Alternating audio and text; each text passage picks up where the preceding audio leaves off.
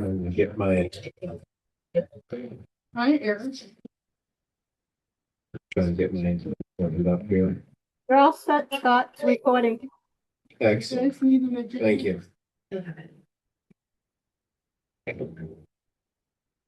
All right.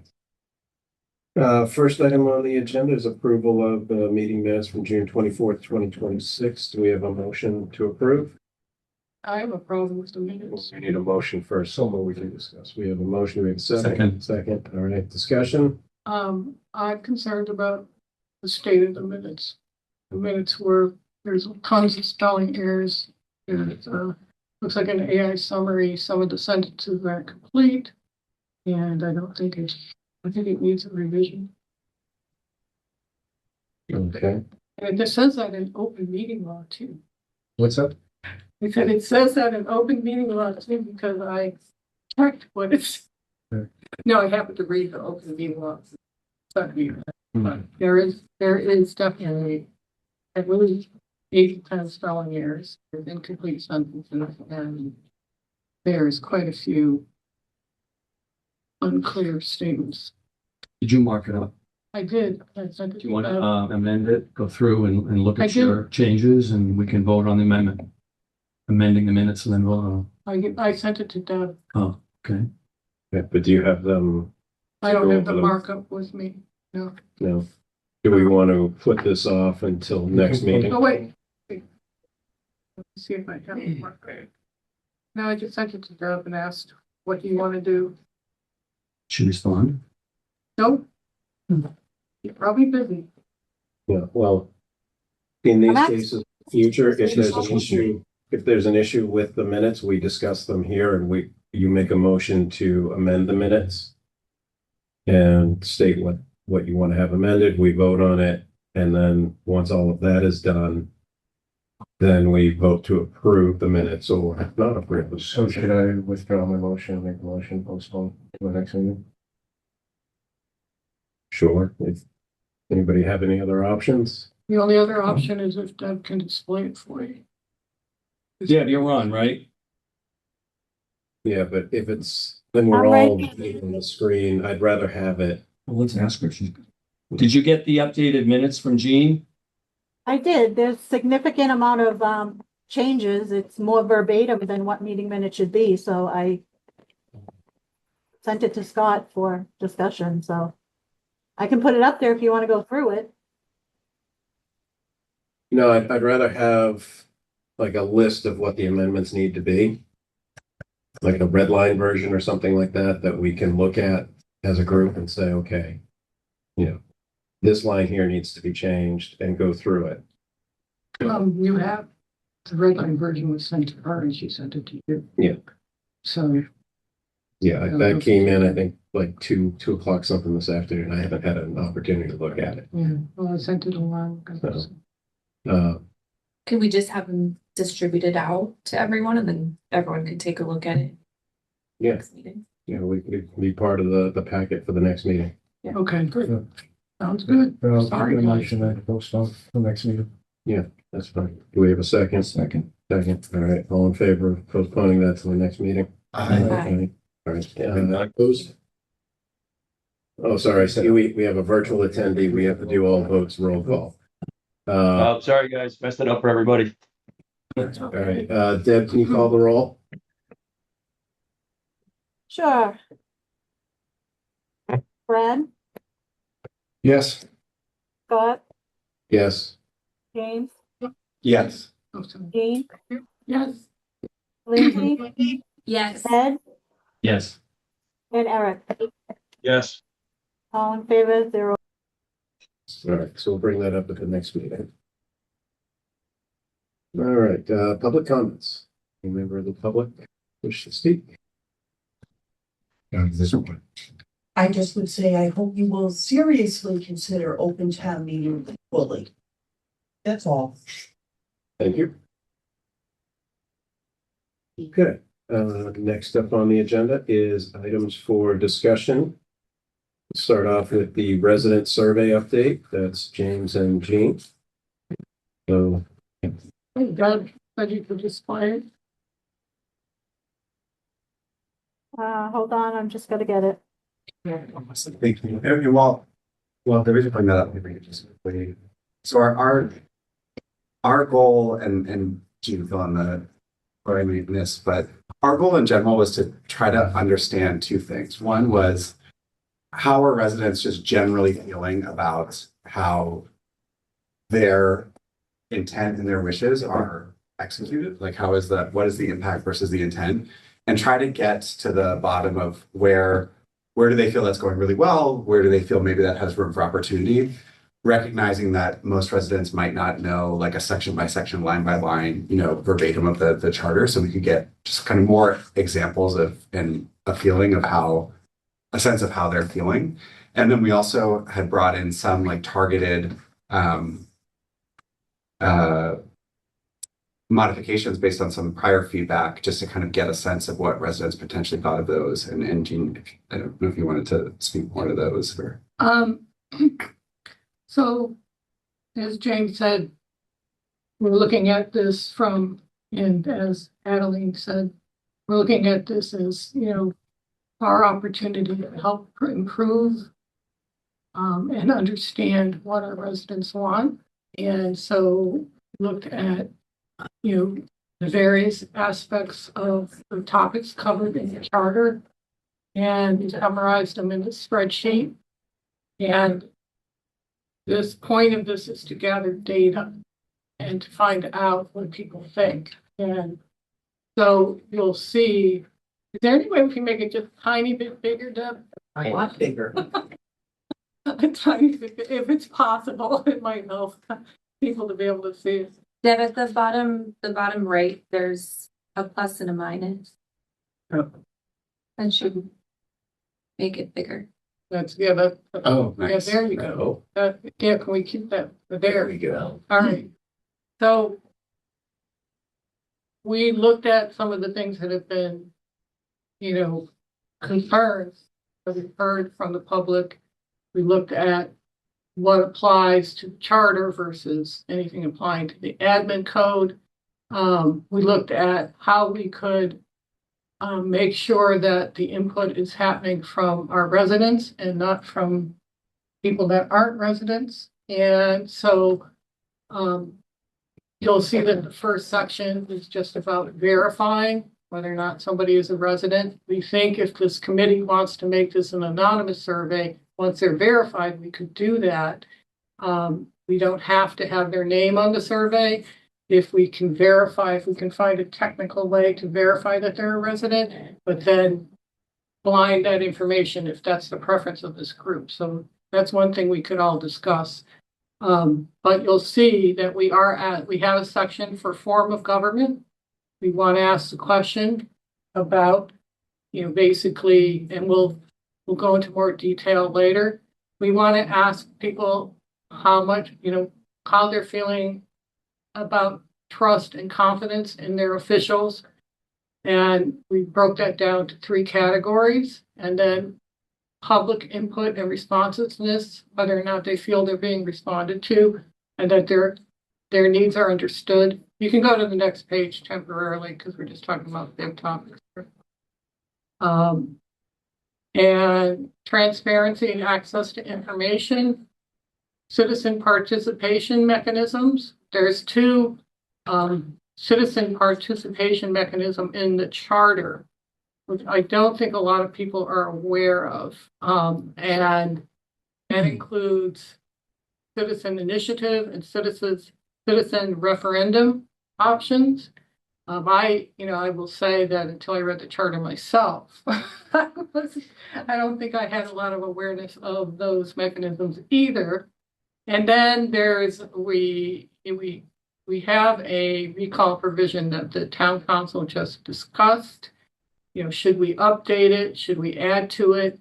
And then there's town services. How are you feeling about your town services? I think we know some people are not happy, but let's really get a take on how people actually feel about services. I mean, we hear a lot on Facebook, but it would be nice to get kind of a more full picture than just the voices on Facebook.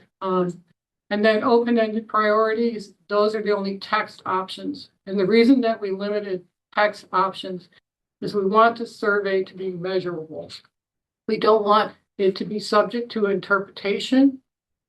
We want it to, our interpretation, we want it to be measurable so that we, basically have a quantitative number of where people are at least the ones that respond to the survey. So I think those are the big topics. I don't know if everyone had a chance to look at this, but this is what we're suggesting. And we can go through the individual questions and sections if you want.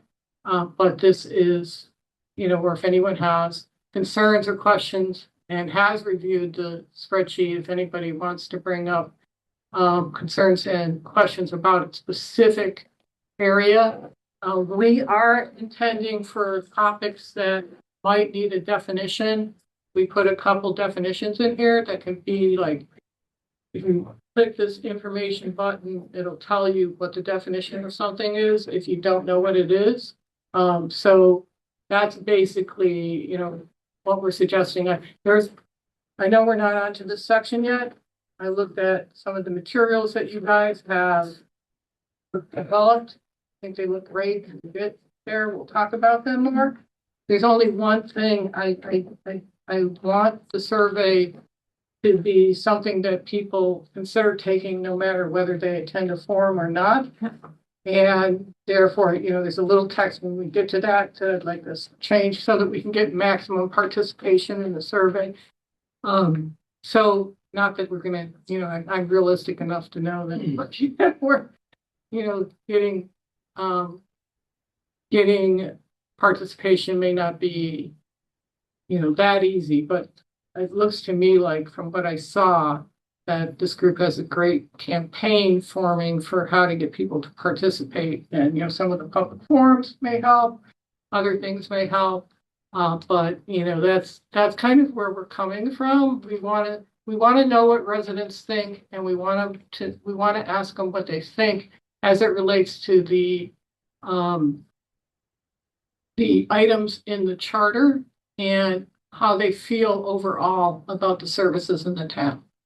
So that's questions. Do you want to add anything? The only just short thing I would add is that we did, building off what Jean said about just data driven, like really making sure we had metrics. We did leave a few, as Jean mentioned, some free text responses in there. And the idea being that I think it would be helpful as we're going through the charter later to have specific examples of where residents think things are working really well or not, or maybe have room for improvement, similar to how we might expect to hear feedback during a public forum. So this just gives, folks that ability. But yeah, would love to any questions or thoughts or. We can go back to the first page if you want to start. You on the guys did first good page. though. I did like that, especially section 7. I liked how 14 there, how you guys bring that up. Just it's informing people too at the same time, not like it says right there. Not some people might only be aware of one. Everyone wants to make changes in this town, but no one wants to get 10% voters together. Sure. Make changes, And that was something we kind of wondered too, is how many things would be solved with just communication versus what need actual real change, in the text. Mm-hmm. So yeah, no, you guys did good though. And I do like the text option, how people do have, it's not just a yes, no, I'm aware, I'm not aware, put in and put in. Maybe section 3.2 of the charter, I don't like how it says this instead of that, I do appreciate the work you guys do. Thank you. You guys did good. Do you have any comments? I do. You guys did an awesome job putting this together as a first cut. Page 1 or 2? The whole thing. Okay. Yeah, I missed this. Couple things. So my first one I was looking at, I'm thinking, this is more than just charter stuff. And that was sort of a red flag for me a little bit, because I think our purpose is to look at the charter and to make changes to the charter. And if we're asking questions about the operations of our town, which some of the questions do, I think that might be out of the scope of what the survey is really intended to do. It's not, in my view, it's not a townwide. This is all aspects of the town that we're looking at. We're looking specifically at the charter. The other thing is that the town council is doing a survey, and I believe for their plan is to issue it the first 2 weeks of August. I asked today if we could get a copy of it to just kind of look at it to see if what kind of replication or duplicity between the two surveys, because we certainly don't want to have residents overwhelmed with multiple surveys. So I think before we make a decision on our survey, we really need to balance it out with what the council's doing. They're not quite ready to release it, but Paul Murphy said to me, as soon as it's completed, he'll get a copy to us and we can look at it. And then, so that another comment I have is just, simple is better. And I'm not saying this isn't simple, but with 18 questions, how many residents are really going to want to take the time to go through a very detailed questionnaire? That's another thing the prior one, we had 13 and we thought that was a lot. And we got 115, I think, responses in total, which wasn't great, but you get what you get. So I think we need to consider that. And then lastly, your comment earlier about validating people that take this. There's got to be a way with our IT department to figure out how we can dip into our voter registration database so that when somebody, starts to complete the form, there's an automatic check done. Because Facebook, we've got people from all surrounding towns that are commenting on our. We don't want people like that doing this. So I think a conversation with Brad or Justin to figure out a way to do that is, when we implement it. So that's kind of my initial comments, anyways. So, Yeah. okay, go ahead. Oh, I was gonna knock off some of because all great points. We talked to the town clerk about getting the census and being able to at least use this to cross-reference that, filter out the ones that might not be real residents, and then strip the contact information so that then whatever enters the public record doesn't have identifiable, content. I had thoughts on the other 3 points as well. Oh, wait, well, you can say. Okay, yeah. Let's go back to page 1. Can I say one thing real quick while we're still here? Off Ed's point, there were two things that did struck me as maybe it doesn't need to be here. And I will say section 8 right there, question 16 is probably one of them that we don't need to ask about at all. Because like you just said, it's about the charter. And the other one's the open meeting one, but I do think we should see how people feel about just changing governments off on a survey, not us working on it, just on a survey. This is a charter review committee, not a government change committee, but that was the two things that stuck out to me for those two. Because do we really need to ask people how the library and veterans, and we know how the library is in town, how people feel about it. We know how the traffic. I'm saying I don't see that having anything to do really with the charter. Want to address one person at a time, just so that Yeah, we can that's fine. make sure that we actually. I just wanted to answer bounce off his questions, point. But I want to make sure everybody knows that we're going to ask you for your feedback.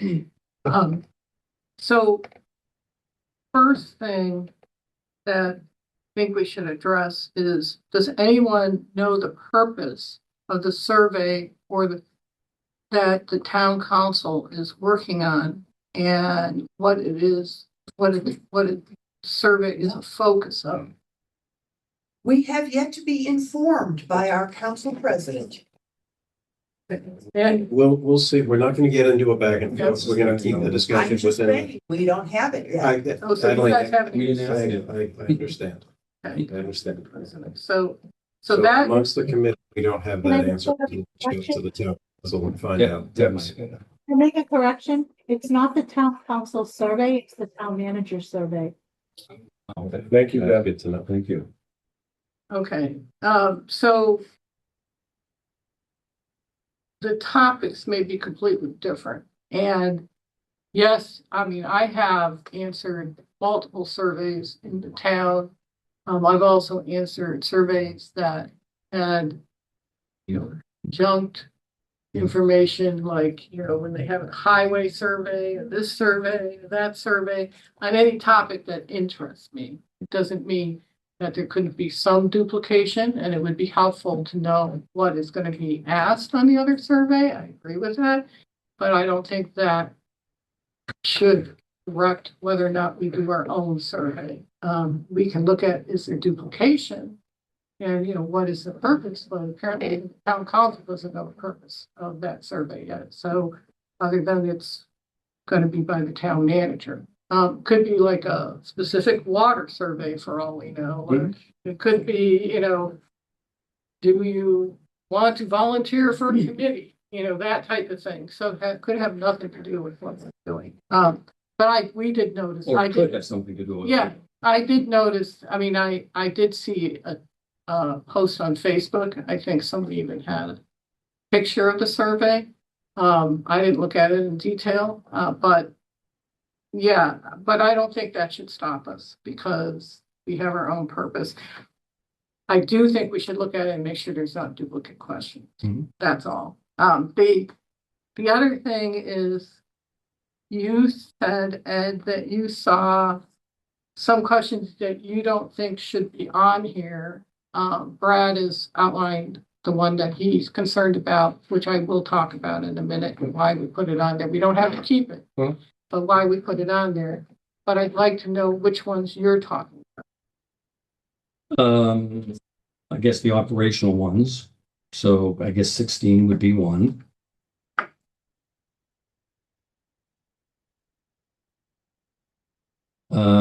Like 13, the town's website, that's got nothing to do with the charter. Really. I mean,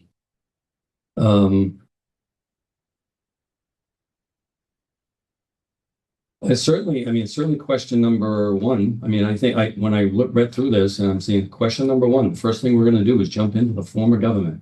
And we decided at our last meeting, we're not going to be looking at the form of government. about. So that was kind of like, I don't know, I just kind of looked at that and said, why are we asking people if they're satisfied with the form of government if that's not within our purview? So I will address that because at our last meeting, my interpretation was that we would look at the form of government. But if we found that residents had concerns about the form of government, we would form a study committee and make a recommendation. We would recommend that the town council form a study committee and that study committee would examine the form of government. That was what we had agreed to with the amendment. And so my understanding is we were going to ask that question, and therefore, and especially since the whole first section of the charter talks about the form of government. So, and we, again, the reason for the survey is to find out if people actually care, because we've seen so many comments about the form of government. Do they care? Do they not care? I don't want to be kind of directed by Facebook as to whether they care or not. But what we had decided in our last meeting was that we would ask the question about the form of government, and then we would, if we ourselves would not try to change the form of government, but we would recommend that a study committee be formed in order to look at whether or not the form of government should change. So that's why that question is there. Is there any reason why it was the first question? Because it's the first part of the charter. Okay. So the questions kind of happened because of how the charter is organized. So we went through the charter and kind of We looked went at, by articles in the charter. well, just general, okay, it starts with this, we didn't go through, otherwise the survey would be 50 questions. We didn't go through like every single, tiny little picky thing in the charter. We just pulled out the ones from the general order of the charter that, and that's why it's first. That's the I see. reason. Sorry, do you mind? Thank you.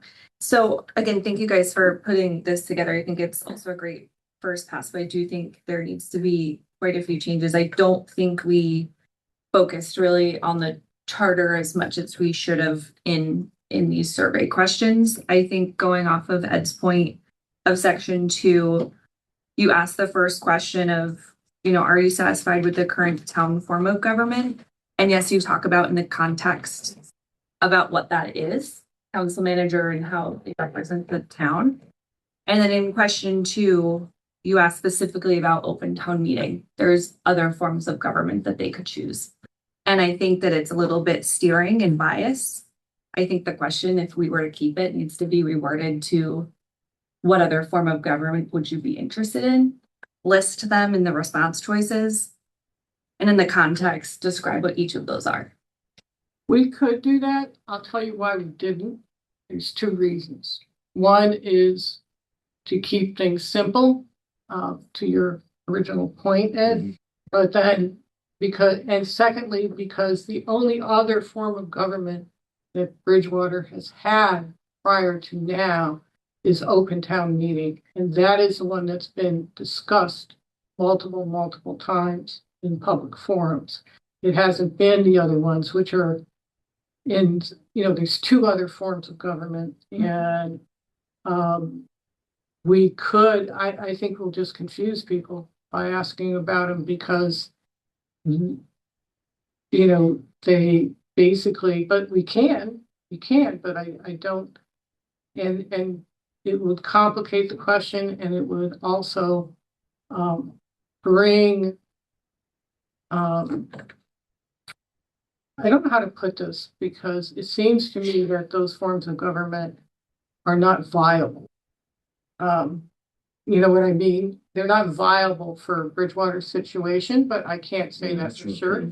Yeah, I do think that's one opinion. I think if we're gonna look at the different forms of government, which is what we talked about in the amendment, you have to look at all of them and give the residents that choice. Well, then we can do that. We can change question 2 to list all 3 with a description and then let them pick. If they want a different one, or if they can also pick whether they want to keep the existing one. I just Or think eliminate the question. I agree with you. I think that you're sort of leading, Yeah. you're sort of leading the audience. Can I, sorry, But, I didn't mean to Cool. interrupt. It's hard to know when to step in on my end. Sorry, I think I got a small delay. I see the value in leaving the general question, are you satisfied with the current form of government, only because it is in the charter? And I agree, we did say that, if we heard overwhelmingly that people weren't, we would make a recommendation that a study or a committee be formed to study that. I think, though, asking anything beyond that starts treading on what that committee would actually be studying, right? If we hear from half of the respondents, let's say, that they're unsatisfied with the current form of government, I think that's all we need to know to make a recommendation, to form a study committee and let that committee ask those specific questions, and then let them explain the differences between open meeting and et cetera, et cetera. Just my 2 cents. No, thanks, Eric, and thank you. I do get, I hear that. I hear that by kind of providing an outcome versus just asking the sentiment, we would be leaning. So I think that makes sense. So we could potentially rephrase. We also could strike it. My only concern about striking it, because I went back and forth on this. I was really on the fence. But my concern with striking it is that if someone goes into the survey with the sole point of view of I want to change the form of government, that they'll use the open text for it, and we'll lose out on the chance to hear someone's experience. So that was just my concern from doing customer surveys in the past, is if someone wants to say something, give them a place to say it so that you don't get it elsewhere. But I hear everything, so I'm also I'll happy to go with what the committee wants, but that was just my thinking behind giving the space. Can we go back to page 1, if you don't mind, Deb? Deb, can you Seem to be scroll on up? page We're 1. looking at section 2 on page 1. Having issues with this thing in here. Okay. Had you considered putting that question, or those 2 questions, in the open-ended section? Why would it be down in the open-ended section? Just because if somebody wanted to elaborate more, if you left it open-ended, then they could elaborate on why. If you're interested in getting that information. We just lost the entire spreadsheet. I can give her a minute. My screen froze, I'm trying to get it back. Okay, Good. no problem, because I would like to be able to see it. I think that's a fair, like, I don't know, because I guess the benefit of that too would be that the person has kind of walked through, you kind of walked through, like, here's how you're feeling about all of these existing things. With that said, how do you feel about, I don't know, I hear both sides of like, let's keep it.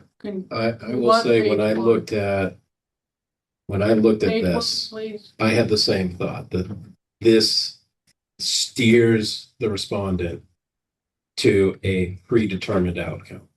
When you combine question 2, which only Just- talks about, Just hold on for a second. well, Can we see page 1, please? we're on it, we're on it. I'm not, it's on. All right. It's page Oh, one. okay, sorry. All right, So when we look at all of these together, and you look at the totality of the document, it clearly steers towards open town meeting. Question 2, would you prefer to return to open town meeting form of government? Which allows more Again. direct resident participation can and we the see the ability to. spreadsheet, please? It's not there. Sorry, He's working on it. I want, in order for me to be able to, You don't have a Discuss paper copy this. in front of you? nope. Look, You offered it. Yeah. You didn't. Yeah. Okay. all right, So question 2, I mean, if I were in court, I would object to this as leading the witness. And I don't imagine it wouldn't be upheld. Would you prefer to return to open town meeting form of government, which allows more direct resident participation? I mean, it's a sales pitch for open meeting form of government in the survey. That's not an unbiased survey question. And then as you go down, there are others that jump out, asking, about how responsive the town council is. That's not a charter issue. And again, some of these they lead the respondent into a certain question. So I have concerns with a lot of this. Obviously, I have concerns with question 16. It's not a charter issue. So I'm not comfortable with this going out in this form. So do we want to try to make amendments here now, or do we want to kick it back to the team that was working on it?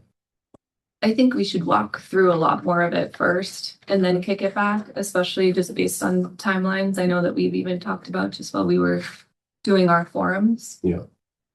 I think I agree that there's a lot that needs to be changed, but I think this is the forum to do that in. Yeah, should we go? So we want to go Section by question section. by question, section by section? Yeah. We're on section 2. Does anybody have any suggestion for section 2? I would just strike 2, honestly. That whole question right Is there. that a motion? I'll make a motion to strike section 2.2. Question 2. Question section 2. Do we have a second? before we do this, I mean, we have not had a Hold- chance to respond. We have a motion. Do we have a second? I'll second it. We have a second. Now discussion. Moving party gets priority on discussion. I just, like you're saying, it is I had 2 things that I really had a problem with, and that was number 2. Number Okay. 16 was one. And Seconding party. I said my piece about it. Okay, Jean, you wanted to discuss. My concern here is I feel that residents have repeatedly stated that they're interested in returning to this form of government. The charter addresses this form of government. And I think that we need a way to ask them what their preference is.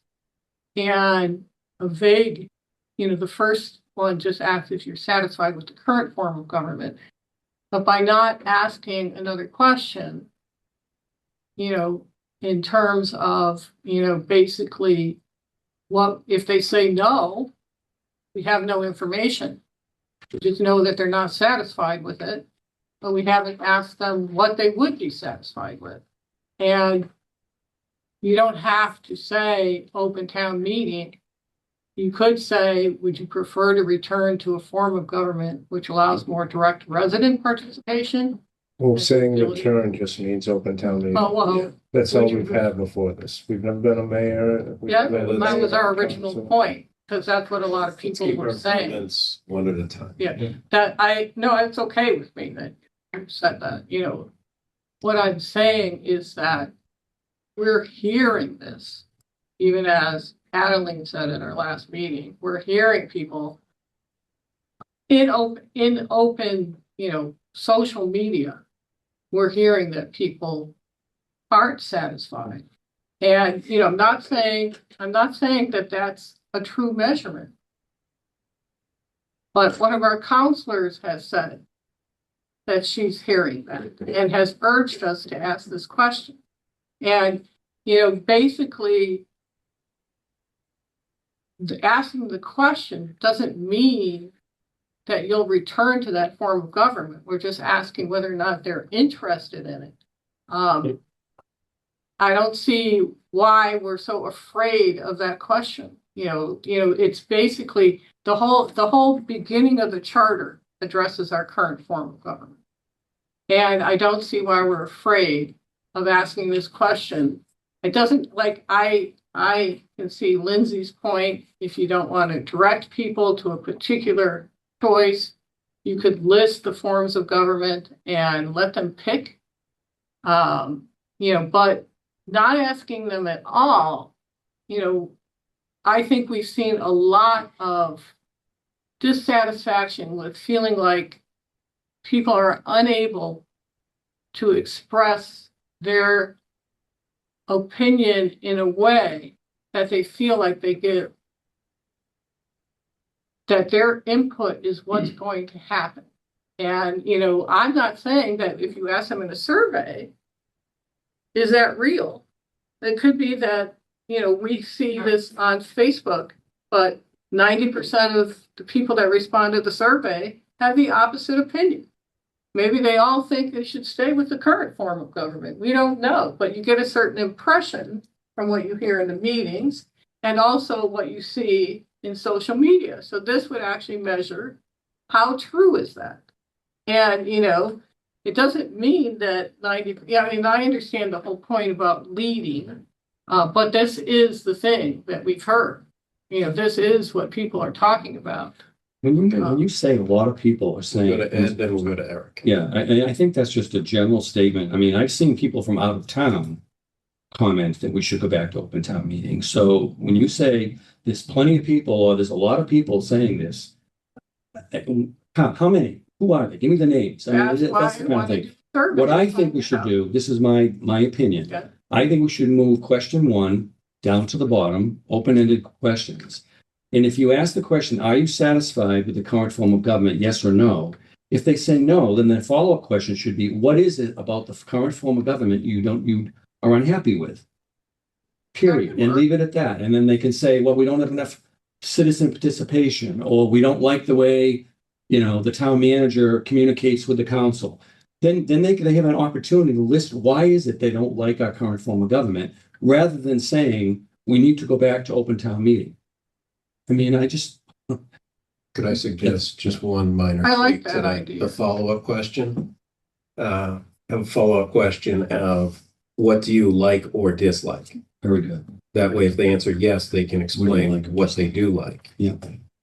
Yeah, I think that would work really nicely, that in context of the, I don't want to jump around too much. We'll get to it, but the open, oh, you want to jump to Eric? Yeah, I want to jump to Eric here. So, I Eric, think- the floor. Thanks. I think I was going kind of where I think what's already been discussed. Maybe I think the issue with number 2 is that it tends, like we said, to maybe lead people back to a specific form. And maybe it's more appropriate to eliminate 2, change number 1 to say, are you the current form of government, or do you feel another form of government would be preferable? And then, to Ed's point, leave a space for them to add additional text comments if they want to. That might satisfy everything at the same time. Yeah, sorry, Eric. I didn't mean to speak over your hand. I agree. I think in the context, when we get down to the open text, I think that would fit really nicely. That like, are you satisfied? And then I believe the next two are, what's one thing that you think should be preserved? Like, what's one thing that's working really well? What's one opportunity for improvement? I think Perfect. that would fit pretty nicely. Okay, so Should have withdrawn my we motion. have a motion on the floor to strike question 2. And I don't think any of the discussion here has been opposed to that. Well, I shouldn't say that. I don't think any of the latter suggestions, which seem to be being accepted, are in opposition to striking number 2. I'm not comfortable with question 2, the way that it's worded. Mhm. But that's my opinion. I'm comfortable with striking it if we do what Ed and I can't remember who else suggested that we do, which is what do you like or dislike about the current form of government? Is added back. That would be fine with me. And I think as far as question 1, the statement was raised, if we just ask question 1, are you satisfied that the current form of government, the current town form of government most effectively serves town residents? Yes or no, you don't get any information. I think if you get a no, that is information. And if we have a significant number of residents saying no, that's something for us to then take back to the town council and say, Houston, you have a problem here.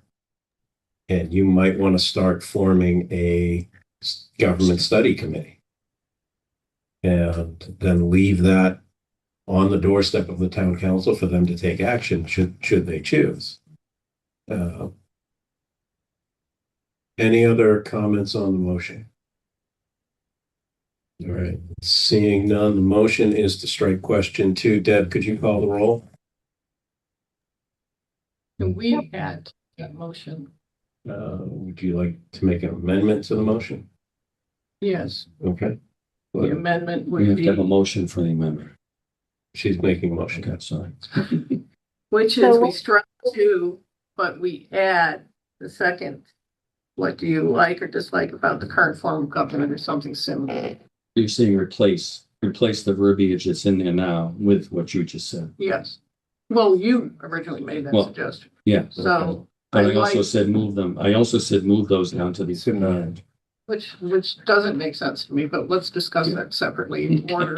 Okay. But- So we have a motion to amend question, a motion to amend the motion of striking it, and instead of striking it, to add in its place. What You do want you me to like? what you're saying, while you're saying it, I can do that. Make Sure. the amendments while you're talking. Sure. Okay. Gina, I don't want to put words in your mouth, so I'll let you. Oh, well, it wasn't totally my words, but it's. And then somebody else said something even more refined, but like, I don't remember what it was, so it was what do you like or dislike about the current form of government would be number 2, and that would be a text question then, correct? Okay, So is that a motion? Yeah. I'll Yes. the second. replacement. I'll second that.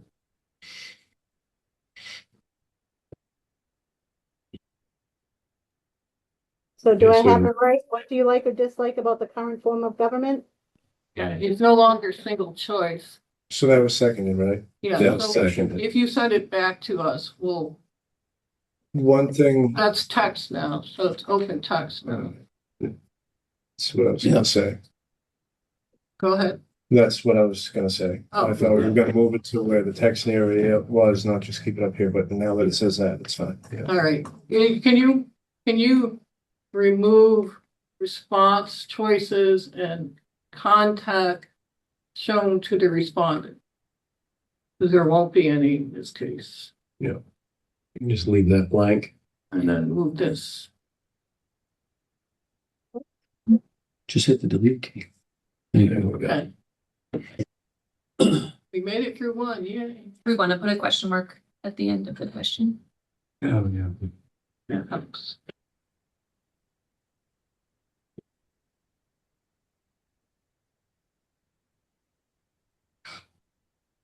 Okay. So we have a motion, we have a second for this to replace the text. Okay. We can do a roll call vote. Deb, could you call the roll?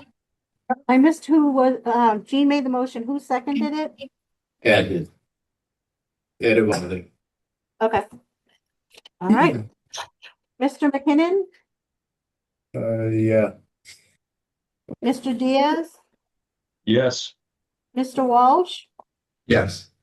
Mr. Rivaldi, Yes. Miss Marshall, Yes. Mr. Pitta, Yes. and Miss D. Batista. Yes, 7 in favor, 0 opposed. Okay, which brings us back to the main motion, which is to strike question 2. So if you vote yes, you're gonna delete what we just did.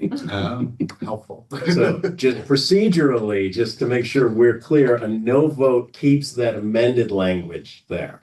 Can I just withdraw that? No, because Because we already did. then the amendment Yeah, won't yeah, have anything to yeah. write on. All right. So, yeah. so a if- no vote does what? A no vote keeps that language there, so we don't strike it. Okay, Okay, so everyone vote no. So we've amended that. Hold on, let me make sure I'm clear on this. So, the original thing was to strike 2, but we amended it. So Yes. if you say no, you keep the amendment. That's what I'm saying. Correct.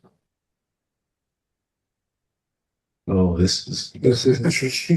this is a tricky one, because if the main motion fails, doesn't the amendment fail? Yeah, we made, Couldn't you have made the main motion yeah, to, okay, let's do this. Two motions, right? One to delete, one to add. Yeah, delete the old form of question 2? yeah. Let's To do, withdraw the First Amendment. I think you can. You just make this. an Shows something really amendment. happened on the council. yeah. Damn Robert's rules. Okay, so we're going to have to amend the main motion from strike To change. to change. Which we sort of did. Yeah, who made the first motion? You did. And who seconded? Right. You did. Okay, so the main motion was seconded by Ed, moved by Brad. Tell you what, we should probably rescind that motion. I withdraw my motion. Both agree to withdraw the motion. And you'll make a new motion to amend to what we have, Amend what we have to what up to there. to what's up there. Okay, we're gonna do a new motion, which is we will change question 2 to state what do you like or dislike about the current form of government, and it will be a text question. Second. Ed, you gotta mix it up. Well, let's keep Ed as the second. if you're- So we don't confuse Deb anymore. All right, Deb, can you call the roll on that motion? Sure. Don't know what it is, but here we go. Mr. McKinnon, Yes. Mr. Diaz, Yes. Mr. Walsh, Yes. Mr. Rivaldi, Yes. Miss Marshall, Yes. Mr. Pitta, Yes. and Miss D. Always mess up your name. D. Batista. Yes, 7 in favor, 0 opposed. Okay, we made it through section 2. That was, wow, it is coming down pretty good on there. Before we move on from question 2, do we want to make a motion to move those questions down? I'll make that motion. Okay, we have a So motion. move them down to section 9. We have a motion to move questions 1 and 2 Correct. to section 9 of this document. Second. And we have a second by Ed Evaldi. So discussion, Lindsay? I just agree with what we talked about earlier. I think having people go through the survey first and then come to their own conclusion after they've put in a lot more thought around it. I is a great way that the survey should end. Okay. What is Yeah. it? Sorry, I don't understand what you said. So once people go through moving these two questions about their take on the form of government to the bottom, allows them to put more thought around all of these questions individually before they even think about the form of government. And then at the end of the survey, they can make that conclusion. Rather than straight off the bat, making that decision, and then that decision could affect all these questions of how they answer, in my opinion. Like if someone says, no, I don't like the current form of government, they might just be a little bit more negative throughout the rest of the survey, straight off the bat. So merging section 2 and section 9. Correct. And do you have anything to add? No, I think that makes a lot of sense. I'll be supporting that. Any other comments? Do we, just looking at the context of section 9, do we now feel, and I'm not asking this because I think this, I'm asking to just get thought. Do we now think that question 2 is duplicative if we're asking, again, what's one thing that works well and one thing that doesn't, or That's more. oh no, okay, I see how, okay, I can see how they're asking different. Are you talking specifically about question 18? Is there anything about how the town governs itself that is working well and should be continued? Yeah, my question was like, if 17 is asking essentially what's one thing you would change, and then section 18 is one thing that's working well, would question 2 be redundant? But now that I read them again, I don't feel that way. I can see how question 2 focuses on the form of government, where these are more general. So thank you for thinking out loud with me on that. Yeah, but I don't disagree with you in a sense, but I also think that when we get to section 9, we could maybe tweak that a little bit. Okay, motions on the floor.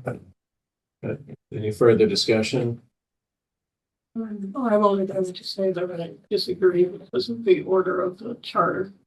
The charter starts with the form of government. It doesn't end with it. You know, it goes into different types of topics after talking about the form of government. So to me, the form of government is the key to the entire charter.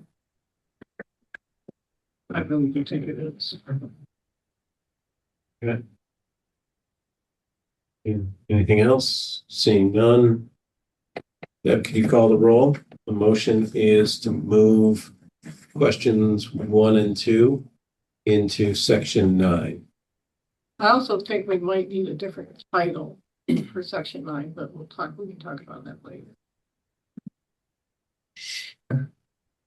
If we're gonna do this. You ready for the roll call? Ready for the roll call? Ms. DiBattista, No, Mr. Pitta, Yes. Ms. Marshall, Yes. Mr. Avaldi, Yes. Mr. Walsh, Yes. Mr. Diaz, Yes. and Mr. McKinnon. Yes. 6 in favor, 1 opposed.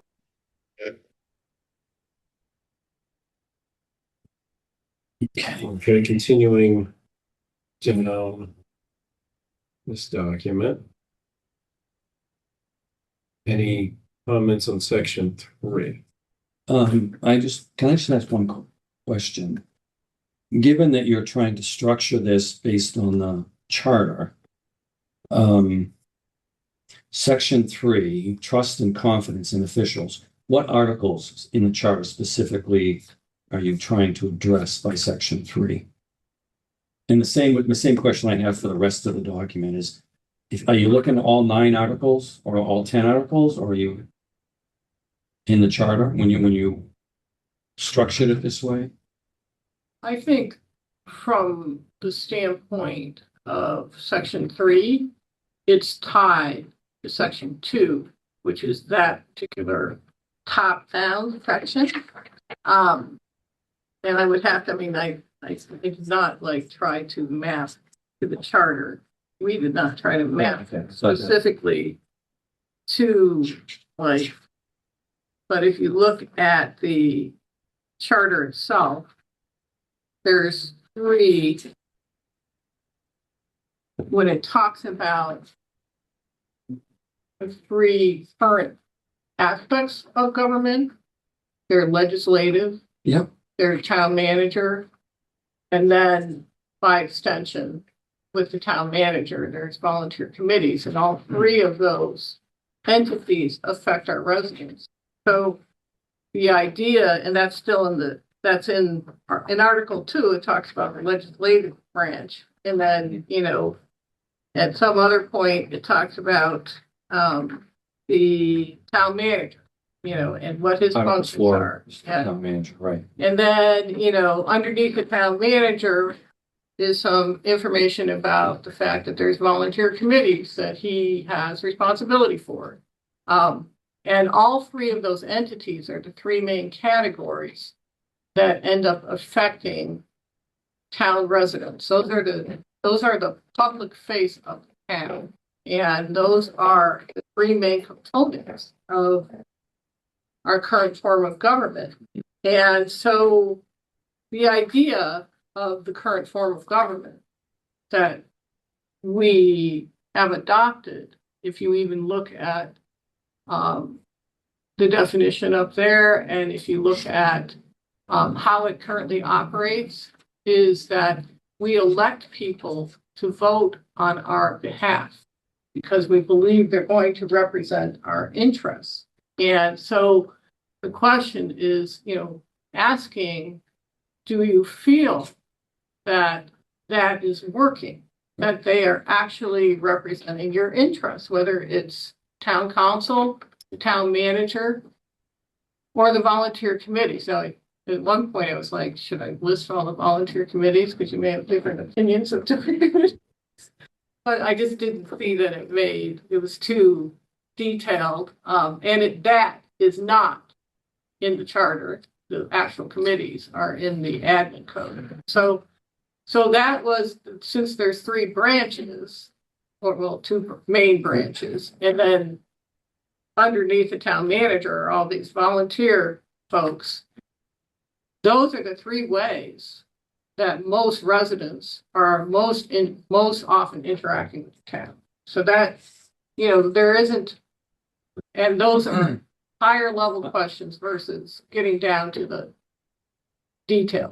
My question was more around the way you structured the document in alignment with the charter. So, because you started out by saying the form of government was at the beginning, because that was at the Article 1, Yeah. that was at the beginning of the charter. Yeah. So my question was Section 3, which is the next section in your document. Does I that just cover, answered that question. does that cover Articles 2, 3, and 4? Yes. Okay. But then you jump to Article 8, which is Section 4. What? Article 8 is Section 4, public input and responsiveness. That's where you go, that's where the citizens have input through That's not- through referendums and That's things like that. not, we didn't jump to Article 8. Well, the title suggests that public input and responsiveness. Section 4. Section 4. That's the town manager. Section 4 of your document. I'm looking at your document here. Section 4 relates to Article 8 in the charter. Okay. So it doesn't. Am I confusing things by saying what I'm saying? So- Just trying to understand. But so the next section that we're talking about right now is the legislative branch, the elected officials, and the town manager. Okay, that's all So the that's question Articles 2, 3, and 4 in the Yeah. charter. Yeah, Fine. That's fine. and And then what about Article 5, which is finance? we didn't see anything to ask them about finance. Budgeting process, no questions around We tried, that or, yeah, go ahead. we tried to, and we each had different drafts of this that we merged together. So some of these might have come a little, not verbatim in order. My perspective, which speaking exclusively for myself, was more trying to follow like a little bit of a narrative. So starting kind of high level of like how are, just in general, how are you feeling that as a resident, your intent is executed through, our various parts of our government, and then starting to get more granular. Okay, let's we've covered the main, categories where residents interact, then let's actually get down into like, where's the nitty gritty of how intent and execution are either coming together well or maybe have opportunities. So that was my perspective versus taking a little bit of liberty to do that for narrative versus Right. going like article by article, just because I felt like if we got too deep into just going article by article, residents might not be familiar with that, but they know their own experience, so we could kind of walk them through that. So that was my personal take. I don't know if we want to try to get it, reshuffle it. So And that makes sense, what you're talking about. My only concern is that if we finalize something and then we, after the fact, say, geez, we didn't ask anything about finance, anything about the budgeting Well- process, maybe we should have. I think that we should look at the questions, we should look at the charter, and we should make sure that we're asking questions that pertain to different areas of the charter, so that we don't then have regrets that we didn't ask these questions. That's all. So should we add, I Which mean, way- what question would you want to have about finance? Well, Like what? I don't have a question right now. Well, I'm not- since you're talking about finance, I mean, if What you're asking question questions would you like ask the this, public? you would ask, how are you confident in the budget finance program, the process, Yeah. may I? I don't want to be shooting from the hip on questions on Article 6 on financial management. I think it's something that maybe we should send this back to the team and have them carefully consider the questions rather than trying to make them up here in this meeting. I think we need to give them the opportunity Yeah. to really sit down and think about it. I agree. I think we should go through these questions and be a little less stringent on I don't want to say the layout and the structure of where they are specifically as much. And we can maybe at the end kind of go back and see where we need to fill in. I think we're getting a little too hung up on the order right this second. I think it's very important, but I think we need to work through the rest of the questions first and then kind of figure out where we're missing. The two largest sections of the charter are Article 2 and Article 6 are, those are the vast majority of the charter. I mean, if people want to ask questions about finance, I would like some suggestions as to what you think should be asked. Yeah, if you can, I don't know how we can do that if we don't want to do it in this meeting. But, I mean, you could ask people things about, how do you feel about overrides? Or do you think the current budget is too stringent? You could ask questions like that. But to me, that's moving into the admin code.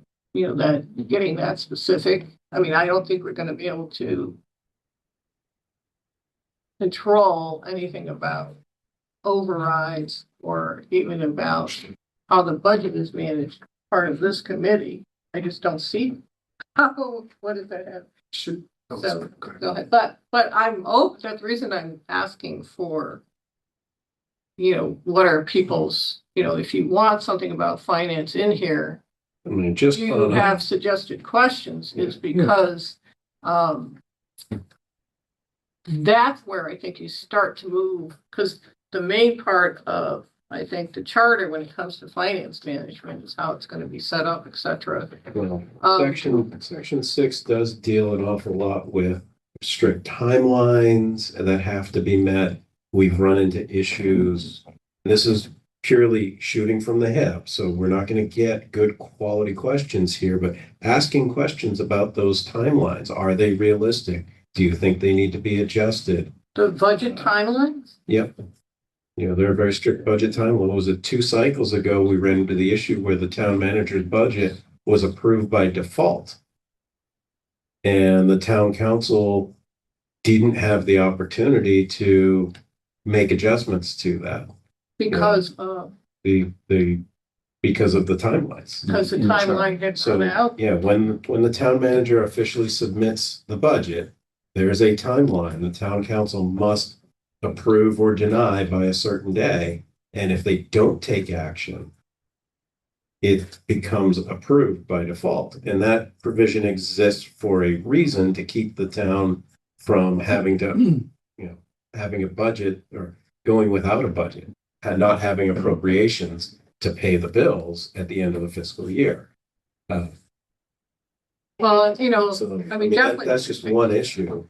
I suggest we just, or I don't know, I like Lindsay's point of like, should we go through just each section and then maybe just at the end say like, okay, now that we've covered everything, here's what's missing, and then take inventory of that and piece them in. Yeah. Okay. I was just trying to understand stuff. Oh, I didn't, Yeah, I I mean, that's cut off discussion. My point is that there's a tremendous amount of questions that can be asked about Article 6. Mhm. You know, and I'm just scrolling through it and going, that's a question, that's a question. So I think with a little bit of effort, we can, I think we have to keep in mind that the goal of this survey is to gather data to help us in the decisions that we make with updating the charter. That's our primary role. So if we don't ask questions that aren't going to guide us towards updating the charter, then the survey is not fulfilling its purpose. One thing I Go will ahead. say off that point too is, I mean, section 3, a bunch of those questions are probably gonna be on the town manager survey too. You know, we don't wanna have doubles, you know. Well, not only that, but I would love to know like where these 4 questions, like where in the charter would, based on the answers that we get, like what are we actually going to be able to change in the current charter with these questions?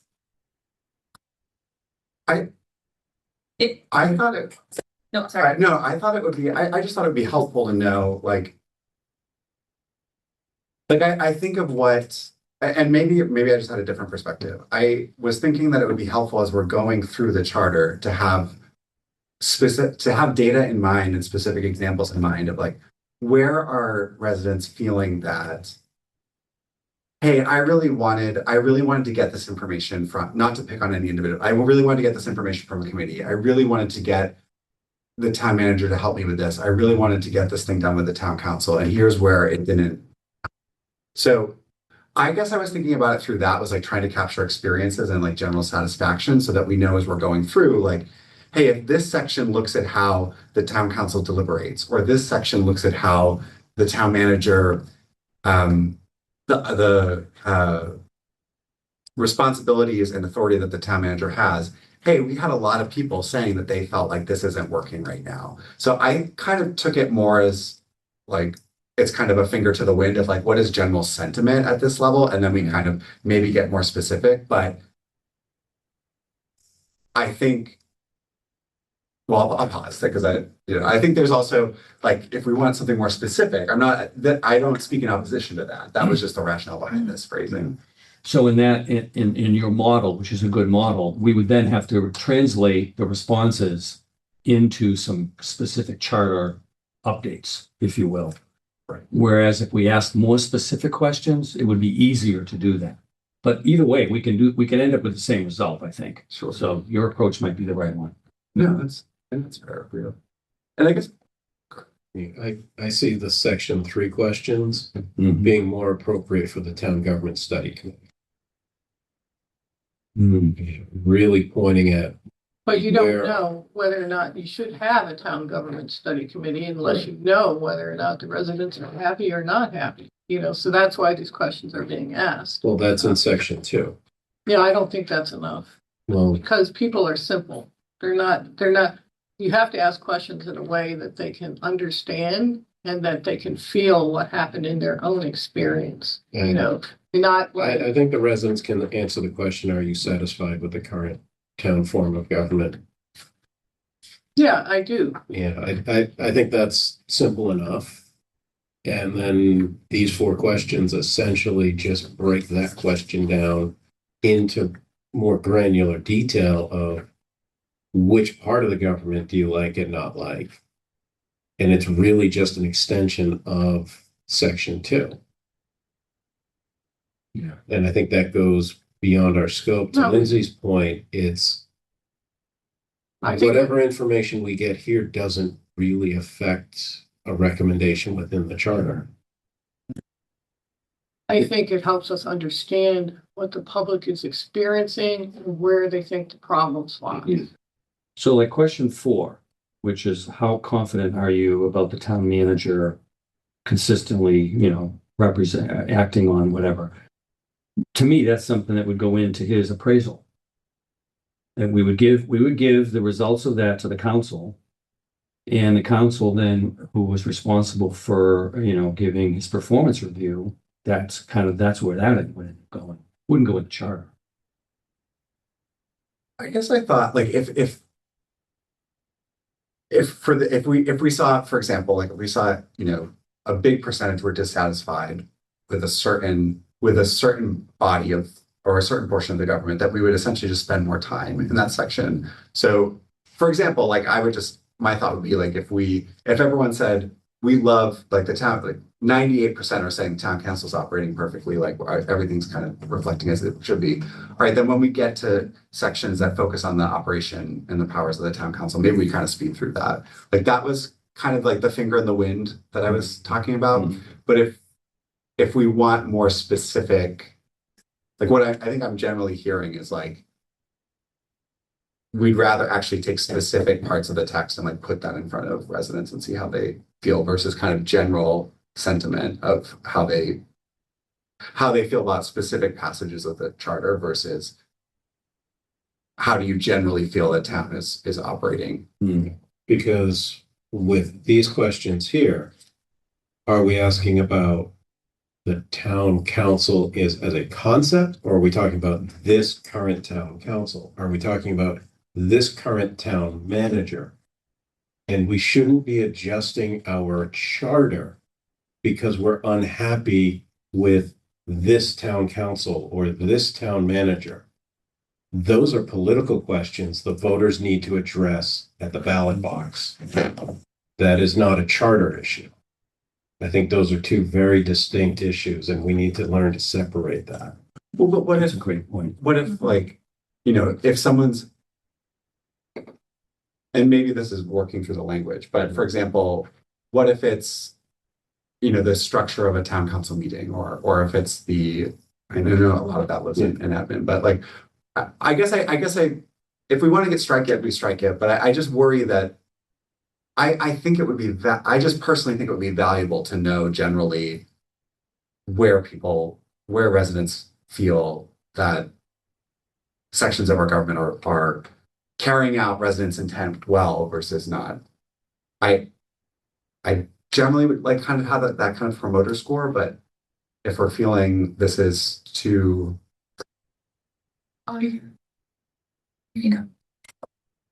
think that the intention here is to find out how people feel our government is operating, whether it's successful or not successful, and that what part they think is successful or not successful. And it could be that they're completely happy with the town council, but they tried to get responses from the town manager and they're not getting any. Or it could be that, they feel like they get up and speak at a town meeting and under the current form of government, and they have, they provide their input. They say, I'd like to have such and such happen. And they either feel, wonderful that one of the things that the town council shows that they do care, or they feel that the town council, that they're not getting through under the current form of government, that they're not getting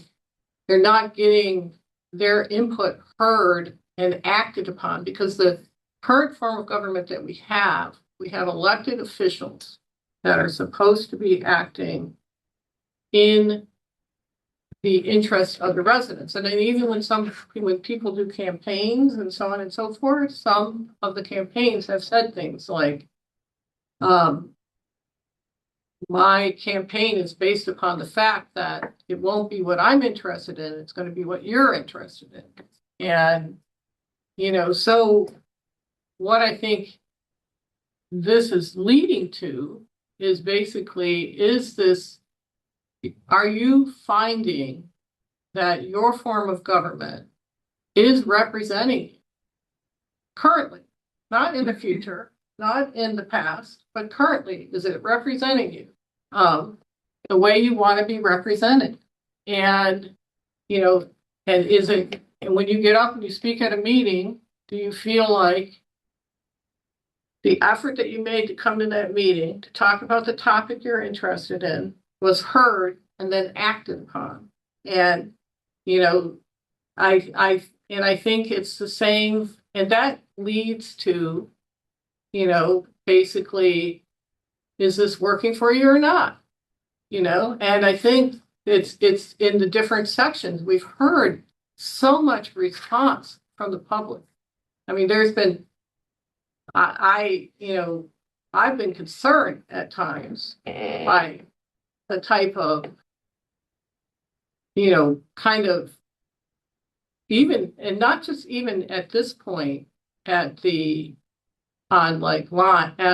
and Facebook and things like that, but I'm concerned in actual town council meetings, whether or not, people are like getting so frustrated that they're, not showing they're showing their happiness to a very high degree.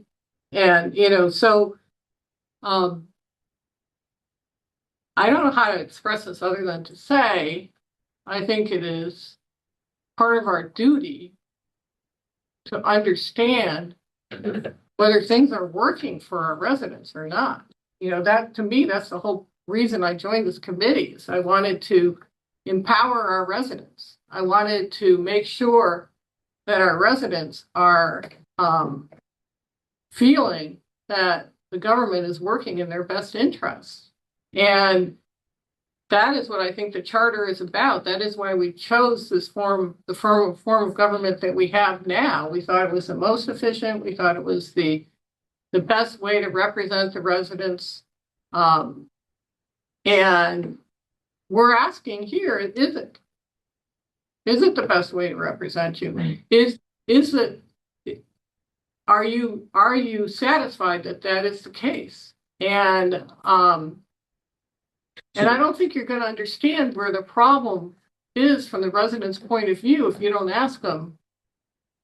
Because they could feel like, oh, well, I have really good experiences with the town council. But when I try to talk to the town manager, I don't, or vice versa, so. But again, Scott's point about there are some counselors who are very receptive and very responsive to their constituents. Mm-hmm. That group might say things are working well for us. There might be other counselors that aren't. So it's the people that are sitting in those positions that are performing the role of town councilor. And the only way you can control who's there is at the ballot box. You vote in people, you vote people out. If you're not happy with Under the current form of government. Yeah. under the current form of government, right? Under the current So form of the government. challenge that we have is this, in this committee, is how do we take the responses, the data that we collect, and update the charter to make improvements? Yeah, but not just update the charter, but find out if the charter itself is actually working. If the basis of the charter, which is the form of government, is working for residents. The charter is a living and breathing document. Yeah, It's not static. Every 6 years it gets updated. yeah, I agree. So there's always room for improvement. I agree. But rather than throw the whole That's why thing I put it- away and say it's broken, they're blaming the form of government. Let's try and update the charter I'm to not improve saying it. that we should do that, because what I'm saying is we should find out Right. whether or not people in the town think we should do it. And we might find out something we don't expect whatsoever, which is that people feel that the form of government is fantastic. But we've been hearing all this only negativity from the loudest voices. So we could find out that the quiet people that don't want to get involved in the discussion on Facebook are actually very happy. So then we would know that we should keep this form of government. But we might also find out that people have hidden issues that we don't even know about. That the issues that they're experiencing are significant, and that there does need to be changes made. So that's what I think these questions are about. These are the three primary ways that people interact with the form of government. I have a couple things. So first off, I do want to say thank you guys again, because I know it's hard to make something that have people like ridicule it. So we apologize in advance for that. So I feel like a lot of this was, again, going back to the steering. When I look at this section 3, it feels like it was steering towards a specific form of government and putting that kind of in the back of their heads. I think a lot of this section comes from social media specifically, which I think, yes, our officials should listen to kind of what we do, but not everything needs to be acted on. What's important for one person is not important for all. And I think that's important for people to remember. I think this section is all very personal opinions, which I'm okay if we want to maybe create a section just about personal opinions, if we want to just learn more about that of people. I don't think it should be called trust and confidence at a minimum. But maybe we also look into kind of joining section 3 and section 4. And, maybe we need to look at it of maybe we add an article to the charter about communications specifically. If we kind of word the questions differently to be able to make changes to the charter to help communications within our form of government, that could be a directive for us. But I think how it is now, it's just very personal. I don't understand what you mean by personal. So, I mean, so from my standpoint, we have a person who's a resident answering the survey, and we're asking for their opinion. So that's definitely personal. So, I mean, each person is answering with their opinion. Now, there may be somebody who's out there who's, involved with a specific area that's had a wonderful time in that area. And so they answer, everything's cool. And then you have another person who has gone through different events and has interacted. See, I think this section is about interacting with our current form of government and what has your experience been. And so, it could be that they've had a great experience. I mean, every time I go to a meeting, I see how many different opinions there are at meetings. I want us to be able to get opinions from residents. And so each person who's answering is giving us their personal opinion. So I don't understand why that's a problem, because that's what we're really trying to do. We're trying to get their personal opinion.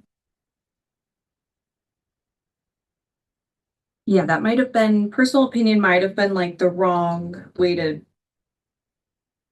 come out and say that. But I just feel like I feel like we're almost like grading the town council with these questions. I feel like we're like grading, like as in like a school, right? Like A plus, B plus, C plus for our town manager with our confidence in them. I just don't feel like it's a question for the charter. I don't see where we would take these questions and update the charter with these personally, unless we did communications of some sort. Off Lindsay's point too, I mean, I will say I didn't have that big of a problem with it until I heard that the town manager is doing a survey, and I think she's saying it's a numeric rating scale. It's not how do you feel, their interest and inputs are affecting them. It's grading. Like what do we get out of hearing someone's very confident out of our town council, or not confident? What do we change in the charter because someone gave us a 6? Let me just say this. The purpose of a numeric rating scale is it's not subject to our personal interpretation. Like when we go to get input from the residents and we're just like interacting with them and so on and so forth, we may come back with an interpretation based upon who happened to be in that meeting and who this and who that.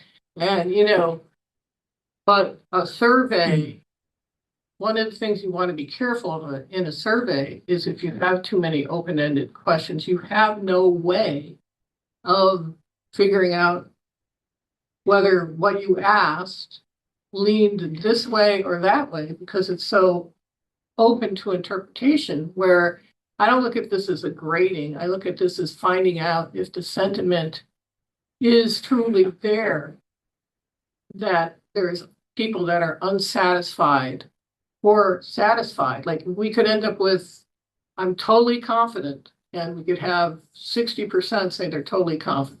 We could have 40% say not confident. We find out that actually a lot of people are happy with the form of government and they're happy with how the town council is operating, So outside of these questions, right? So if we look at these questions and we get survey questions back, outside of us proposing to the council of, hey, you need to start a government study committee, what would we do with these questions?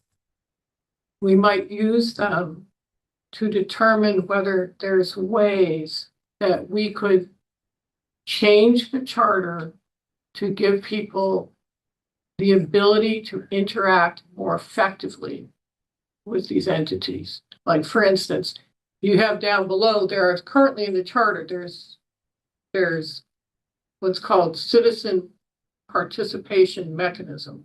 Like, And that has those two mechanisms, which are actually pretty interesting.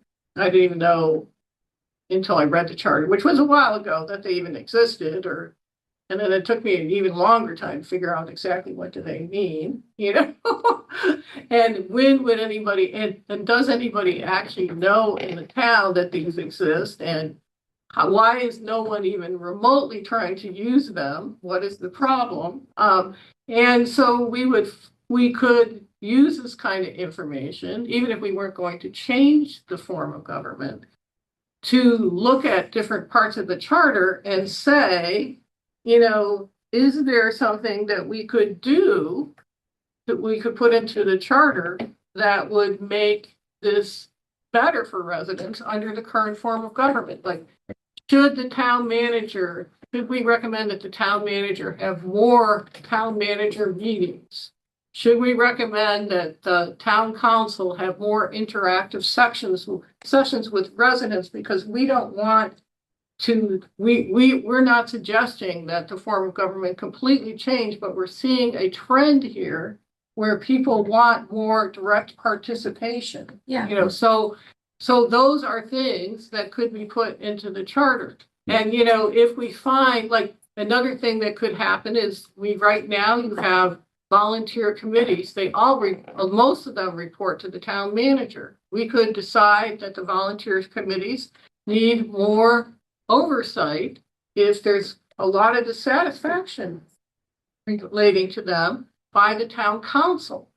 So there's if we understand the sentiment of what is the issue from where are the issues from residents' points of view, and we could find out that residents are like, yeah, everything's cool. It doesn't look like that on social media, but actually it is cool. But so my point is, it gives us a way to know whether or not there's things that we could do to help people feel that, if they tell us that this isn't working for them, that we could make it work for them, even under the current form of government. Like, could we have the town council have have more interactive sections? Could we have the town manager have more interactive sections?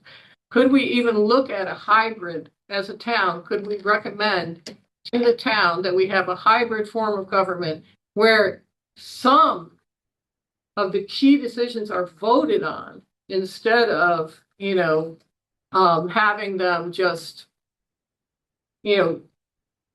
run through, you know, where it's really important to people. So But if there's we've had a state mechanisms that we never could use. What? The state would never approve a hybrid. They don't.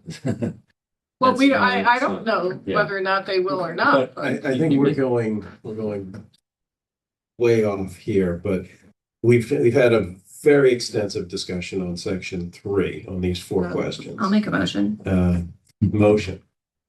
Can I make a motion to X out section 3? I liked what you said and then replace of.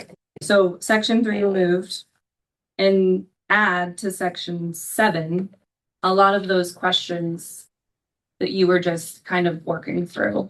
I don't think we should add them here. I think maybe like a side thing you guys can work on adding in a lot more questions about just what you were saying, right? Like, what would you do with this in response to for the charter? Like, take those questions that you just said. I forget all. I don't have them all in my mind, but and add them into section 7.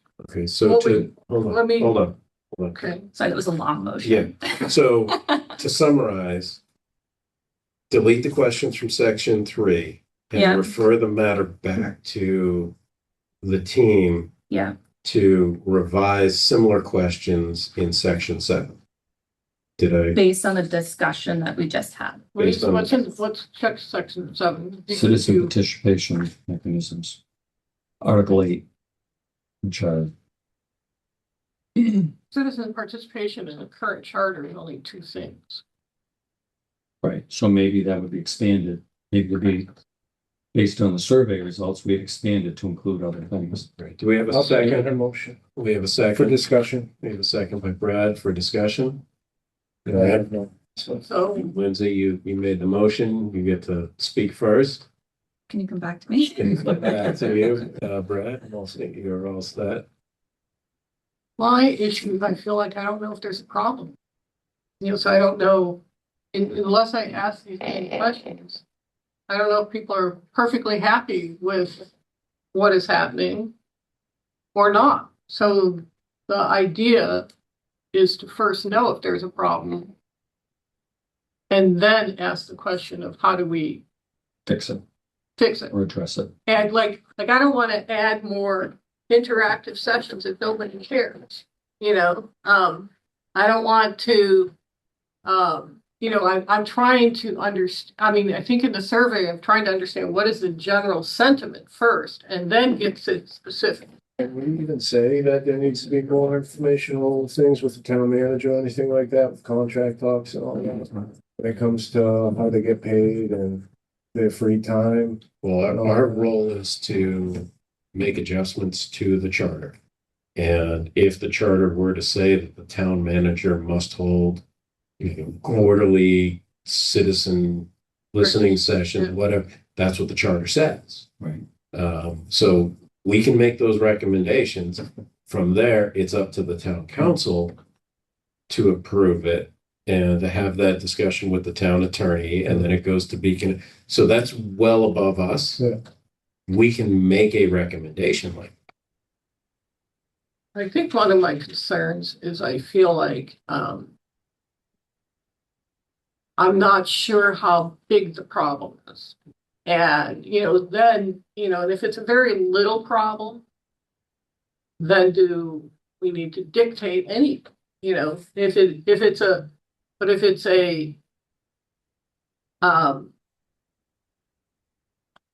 I guess like,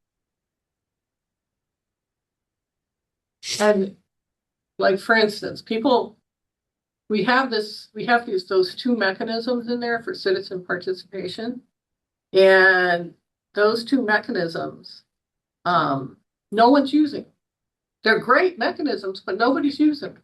Whose fault is that? That's not the charter's fault. That's the citizens' fault for being lazy and not getting involved and doing the work. It's 10% of voters. We barely even get 10% of voters to go out and vote in this town. 10% of registered voters. Well, I understand what you're saying. I'm not going to comment whether what their motivation is or isn't, in terms of not getting involved. But I think we've seen a big surge in involvement. But is it in the right ways? And have we figured out how to make citizens feel that being involved is going to actually make a difference. Because if they repeatedly think that they tried to get involved and they were not listened to, then they're going to stop trying to be involved. Then they're going to I become think you're getting into a apathetic. completely different issue at this point. Well, no, but he was saying that they're not getting involved. And I'm saying we don't know why they're not getting involved. It's barely 10% of Maybe town they don't have votes. the time. I mean, there's all kinds of reasons. Yeah, I But know. it's complacency in the town. It's just a general thing. People don't get involved because they have busy lives. They do other things. So, we're not going to address that here. That was one thing I had written down is the people have a civic duty to hold their elected officials accountable. And if they can't find a candidate, they need to be the candidate. I understand everybody's busy. That's why I made it a very distinct point when I ran for town council. I had 2 jobs and 2 very young kids in school. I knew I didn't have a whole lot of time. But my whole point was our generation needed to step up and start making it happen because I was tired of seeing the same person running for election that was running for election when I was in Burnell Elementary School back in the 1980s. It was because I got tired of the complacency, and I'm so glad to see so many younger people stepping up. But activating those citizens initiatives that are available in the charter, you got to read the charter to understand it. How many people don't even understand what the charter is? I mean, I hate to say it, we have members of the town council that don't know what's in the charter, don't know what some of their authorities are. And I don't Oh, agree. by the way, there is Somebody didn't there like is a that comment. pending recommendation from the Yeah. former CRC Yeah. on Article 8 to reduce the number of signatures required to do those 2 things. To do what things? The citizen referendum, the two things Okay. you mentioned in Article 8. Yeah. Prior CRC went through and decided that the signature thresholds were too high. So we lowered them so that it's much more easier now for citizens to gather the signatures needed to put a petition before the council. But that recommendation is sitting. None of the council members have brought it forward. I have a question. What motion is even on the table right now? Per motion. Lindsay's motion Oh, to, that I second. yeah. It's been a while. Yes, thank you. That was a very subtle way of saying, Scott, rein this in. Thank you. So any further discussion on the motion to strike the 4 questions from section 3 and task the team with? I just have one more thing I would say. In regards to your concern with hearing the residents and making sure that they're involved, I think that can be addressed in section 7 if you just kind of if we update questions just from a little bit different from how they are here. I want to make sure, I think we all want to make sure that the residents are heard and communicated with and feel that their officials are working on their behalf. I just think the questions can just be reworded and stuck in this section and it will still cover that. But how reworded? That part I can't give you right now, but I'm happy to think over it and send you Now, can she send me something? Uh, through the secretary. Yeah, through Brad, you can. Can individual people here send us stuff? you got to be careful because if you have more than a quorum, No, it would be like, could Lindsay through Brad send a specific thing to the 2 of us? Absolutely. Would that be okay? Because I understand why we can't all formulate specifics here, but in order to try to get a survey revision that people are happier with, I think it would be If more we had permissible if input. you just emailed her and just said, this is what I'm thinking. Yeah. Because you to Brad, that's to the 2 of you, you've got 4 people, that's now a quorum. Mhm. And you're towing that line, if not over the line, for the open meeting law. So we're But if you 2 okay. sit down and have a cup of coffee, Yeah. and just say, this is what I'm thinking. You know, that's, What if there's zero discussion? I just send her an email of, hey, here's a 5 Then I potential have questions. I mean, I understand that, like. Yeah. You may not have the time to then go. where you get into Yeah, trouble but I don't is know what that you chain communication. You Yeah. know, even then, if you have that conversation between the two of you, and then you and I have a conversation about the same thing. And then I would And have then to share. she has a conversation Yeah. with it. Now there's 4 involved. That's an open meeting law violation. So that's what you have to avoid. Yeah. So, So, Can I make a, Who's- can I make a suggestion? yes, sir. Not to put more on Deb's plate, but if we wanted to pass notes to the individual groups, could we do it through Deb since she's not a committee member? And It then doesn't it's matter. Lindsay to Jean, and then it's just Jean and James talking about it. Yeah, it doesn't matter who it goes through. It's still. I understand what you're saying because I was reading that open meeting law thing. Yeah, Trying to understand it, and one of the things it talked about was sequential stuff. yes. And I think that's what you're talking Yeah, about. that's where Very- a lot of committees got into trouble very early on getting reply all on emails. Well, we wouldn't hit reply Yeah. all, but if we, like, let's say you send a question. And so I respond to you and ask you more about this question. And then I get, then like maybe you send questions and I respond to you about your question, but then I have questions about, are you guys talking about the same thing? Now what do I do? And then I need to share it with him. And then, Yeah, so I don't know it. what I Just would the- like to do is I'd like to be able to. If you get- just come up with some suggested questions and just send them, So that's okay then. then yeah, Yeah, just that's don't fine. respond, and you guys can interpret the questions as you like, and we can discuss it all about that Okay, next I meeting. mean, can other people do that? What's the motion? I would not, So the because now motion is you're still getting the same thing. You wanted to add multiple something on the people emailing you. No, not That's, adding. that's I a think it's quorum just that. issue. Okay, so only Lindsay then. Nobody else Yeah. can send us anything. Well, we can work through that too at the end. Um, We'll have to see about cause this. because we're interested in getting the specific Right. interested, we have some impressions, but we don't have everything we need. But that's fine. Right. I So have the- an email address.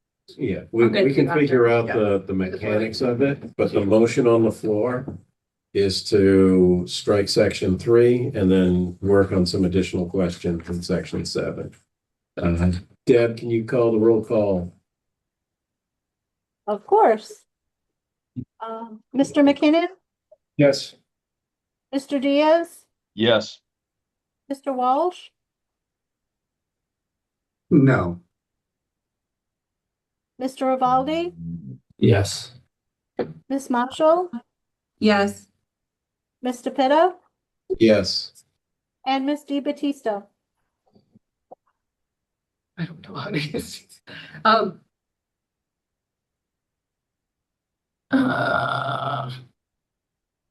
I'll say yes to try it. How's that? 6 in favor, 1 opposed. Okay, motion passes. I'd like to make a motion to cross out question 16 completely. Let's 16, let's go to 16. 16 in section 8. I'll second that. Okay, we have 16 is what? a I motion. know I'm jumping around, but Yeah. we've been on this for almost 2 hours now, Yeah. so I'm just trying to make it move.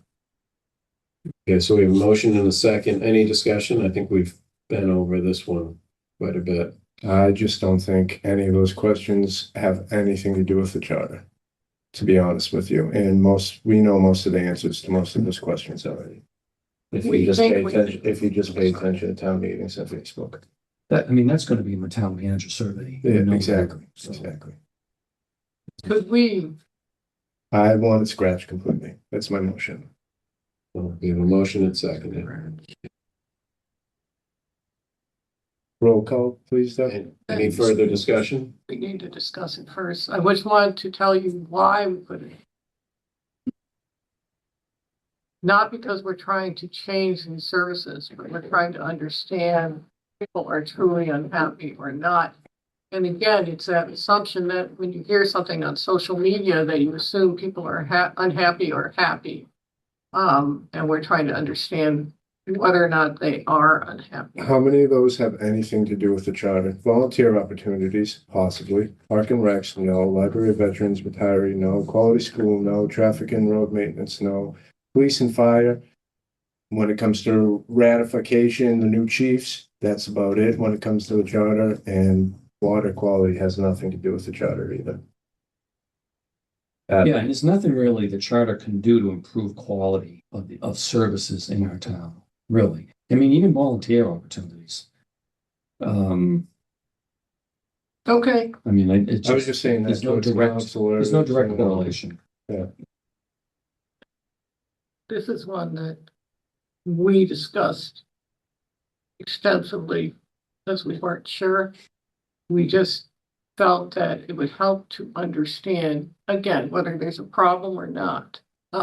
Because you hear loud voices on Facebook. We keep talking about Facebook. Yeah. We don't need to keep talking about Well, you Facebook. just The did. town water. Okay, the town water quality has nothing to do with it. Again, police, fire, only ratifications. Traffic and road maintenance, nothing in the charter can make it so we can't change the center of Bridgewater to a roundabout or anything like that. Why are we asking about that? Because someone complained about Route 104 being bumpy? I'm just asking a serious question. Why is that? Like I said, I appreciated the work and I thank you guys for doing it, but 16 and number 2 were really my biggest concerns on the whole thing. I understand. What I'm trying to say is we're looking at these questions at a high level to understand satisfaction in the town. Not that we thought we could change the water quality services, but whether or not people feel that I'm not saying that won't strike the question. We I'm know just the saying. town is upset with water quality. We know the town's upset with traffic. No one's gonna say every intersection that got an F on the Mass DOT thing like they did, besides my street, Spring Street, which they obviously didn't do it when college was in. That got a D or something. Nothing in the charter can change an F to a B for traffic. I don't know why we even need to have this conversation, because we can't change the quality of school in the charter. We can't say, hey, in the charter, you need to allocate 60% every year to the school instead of the 55. We can't. That I know of. I could be wrong, but I don't think the Charter Review Committee has any oversight over that. Yeah, you don't think that was the intention, but I understand that it's the intention from your point of view. Any further discussion? Seeing none, the motion is to strike question 16. Oh, it's section 8. Section 8 totally. Make it easier. Deb, can you call the roll? Mr. McKinnon, Yes. Mr. Diaz, Yes. Mr. Walsh, Yes. Mr. Evaldi, Yes. Miss Marshall, Yes. Mr. Pitta, Yes. and Miss Di Battista. Yes, 7 in favor, 0 opposed. Motion passes. I would like to make a motion to strike question 13. We have a motion to strike question 13. can you go to question 13, Deb? I'll second that.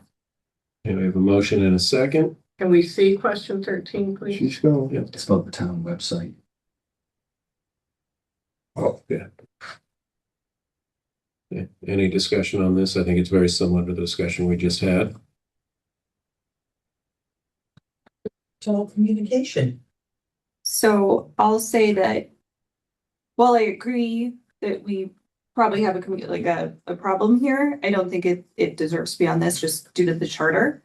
But based on some of the questions that, I plan on sending Jean all around communication, I do think that maybe an article of the charter needs to be added and maybe this could be part of it, but I don't think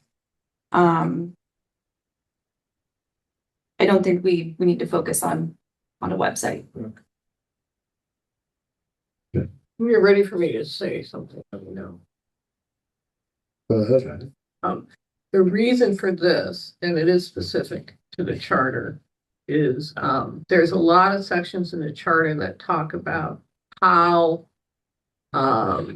how a meeting is going to be published, how people are going to be able to get specific types of information. Like, for instance, there's things about, like, when we have certain types of meetings, we publish them in, and this is communications, you probably like this actually. We publish them in Brockton's newspaper. And to me, that is extremely out of date, and an extremely out of date method of communication. And then there's things that people need to be able to get to. And they're not able to, I don't know that they are or they aren't, but a lot of times, even if something is on the website, is it on the website in a way that anybody can actually find it? Like, I'll give you a specific example. Sometimes I can't, sometimes I Yeah, can. well, let me give you a specific the example. Yeah. Just to get to the town council meetings, to understand the agenda for the town council meeting. Whose phone is that? Is that mine? Anyway, but anyway, like, just to get to the information on the town council meeting, you have to go through like 4 layers, and then you have to be able to, and then you have to click on the agenda to find the supplementary information.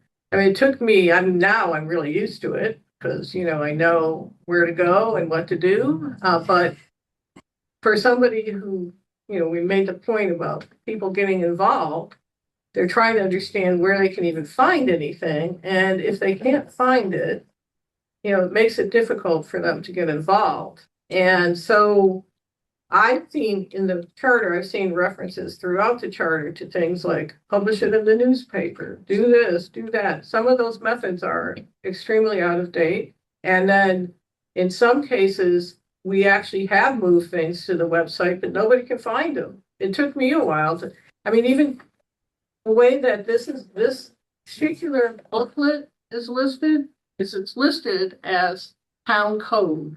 And it's in the beginning of the whole entire administrative code, which made it, when I was trying to find out what I should review for this committee, I had no idea the town code, and I asked the question several times, not getting an answer, but I had no idea if the administrative code is where I should be looking for the town charter, or if that was a separate document. So I think my point is, I think some of the methods that we have today are really frustrating for people, and they can't find them. And you can have another thing that happens is town committee meetings. Some people do a great job of posting their stuff on the web and making them accessible to the public. Other people refuse to post them on the web. What do you mean by that? Can I say? That's what I'm asking. Should I be specific? If you're gonna bring it up, why wouldn't you be? Because, there's certain committees Yeah. that publish everything. Mhm. There's other committees that have refused to publish anything and that have insisted that people go downtown to copy the document and get it from the town clerk. I haven't seen much of that besides just minutes not Yeah. being posted. What? I haven't seen much about No, that besides this just is an minutes being entire- posted. Entire committee. I want to address that. So- So one, I share your concern with the website. Yeah. Finding documents, agendas, things like that, it's very difficult. Mhm. We had the issue early on when the town council first formed. We addressed it as a town council because that is an administrative function by the IT department under the town manager. So our town council ordered the town manager to make changes to the website. One of them was to make sure that the charter itself was on the homepage. There was a link to it. Here is the charter. Same thing with agendas. There was another link. Here's where you find your town council representative. All of that had to be on the main landing page so that citizens could go right in. Okay. I agree with you. I think it's up to us to hold the town council responsible to make sure they're holding the town manager responsible for making sure that website is accessible. Okay, not only ease of use, but we need to start looking as a town at accessibility in general in IT for people who are visually impaired or hearing impaired. You know, screen readers, things like that. We need to start moving into the 21st century. So I have issues there. I agree with your concern about the charter being in the town code. I think that was a horrible mistake and never should have happened.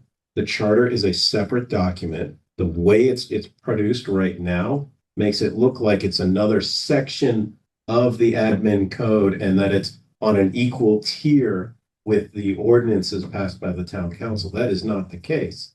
Our charter is the town council, is the town's constitution. And it is the supreme law of the town. And none of those ordinances can be adverse to that charter. So when there is a conflict between them, the ordinances lose out. Anything below that loses out the charter controls. But again, that's a function of the town council to make that change, to say, you know what, we need to change the way this is published because it is confusing. I agree with you. I think to the point of the motion is on these questions here in question 13. And these all fall within, similar to 16, the administrative functions of the town and are not pertinent to the charter review that we're doing. I think that's why I support the motion. One other comment, the prior charter review committee made two recommendations. One was to update the charter with you mentioned the Brockton Enterprise thing that's in there now, publishing, so the recommendation was to include all these other things, social media, the town website. So, but that recommendation is sitting. No one's done anything with it. The other recommendation we made was to put hyperlinks in the charter so that if somebody needed to go somewhere to reference something, you just click on the hyperlink and it takes you right there. Another recommendation that's just sitting there. No one's done anything with it. So that's FYI. Any further discussion on the motion? Scott, can I explain about the enterprise? Sure. It's a mass general law that we have to post it in the enterprise. I believe the state's trying to change that. Yeah.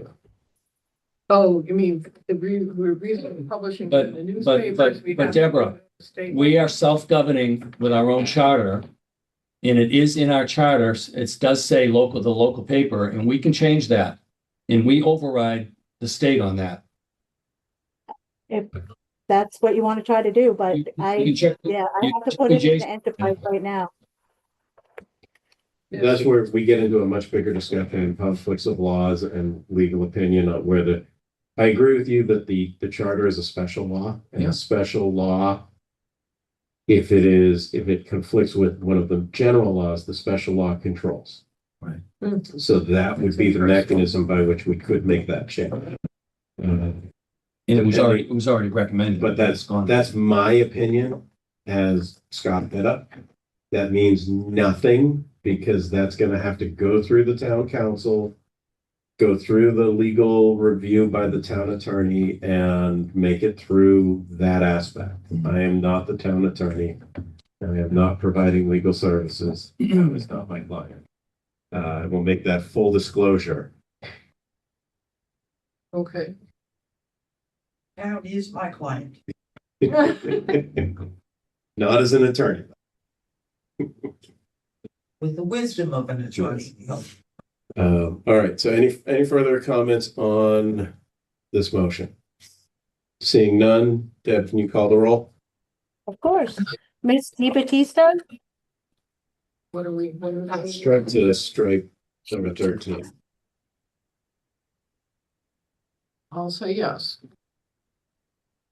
Mr. Pitta, Yes. Miss Marshall, Yes. Mr. Rivaldi, Yes. Mr. Walsh, Yes. Mr. Diaz, Yes. and Mr. McKinnon. Yes. 7 in favor, 0 opposed. All right, motion passes. Thank you. Anybody else have anything? I'd like to make a motion and just throw it back at this team to look at it more for the next meeting. Yeah. I would also like to make a motion, maybe, and I don't know I'll if this comes withdraw before mine. you. My motion is that we don't finalize this until we have a chance to review the town manager's survey. I'll second that.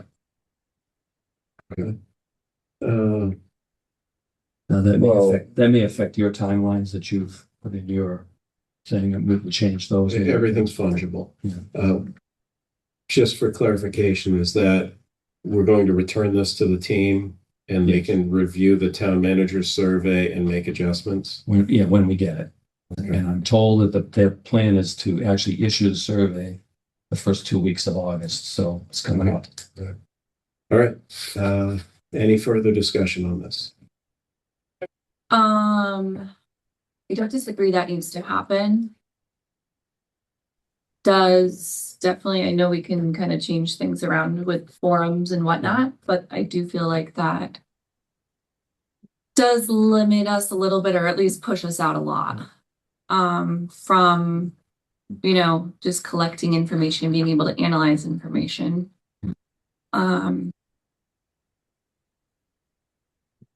But I don't disagree. It needs to happen.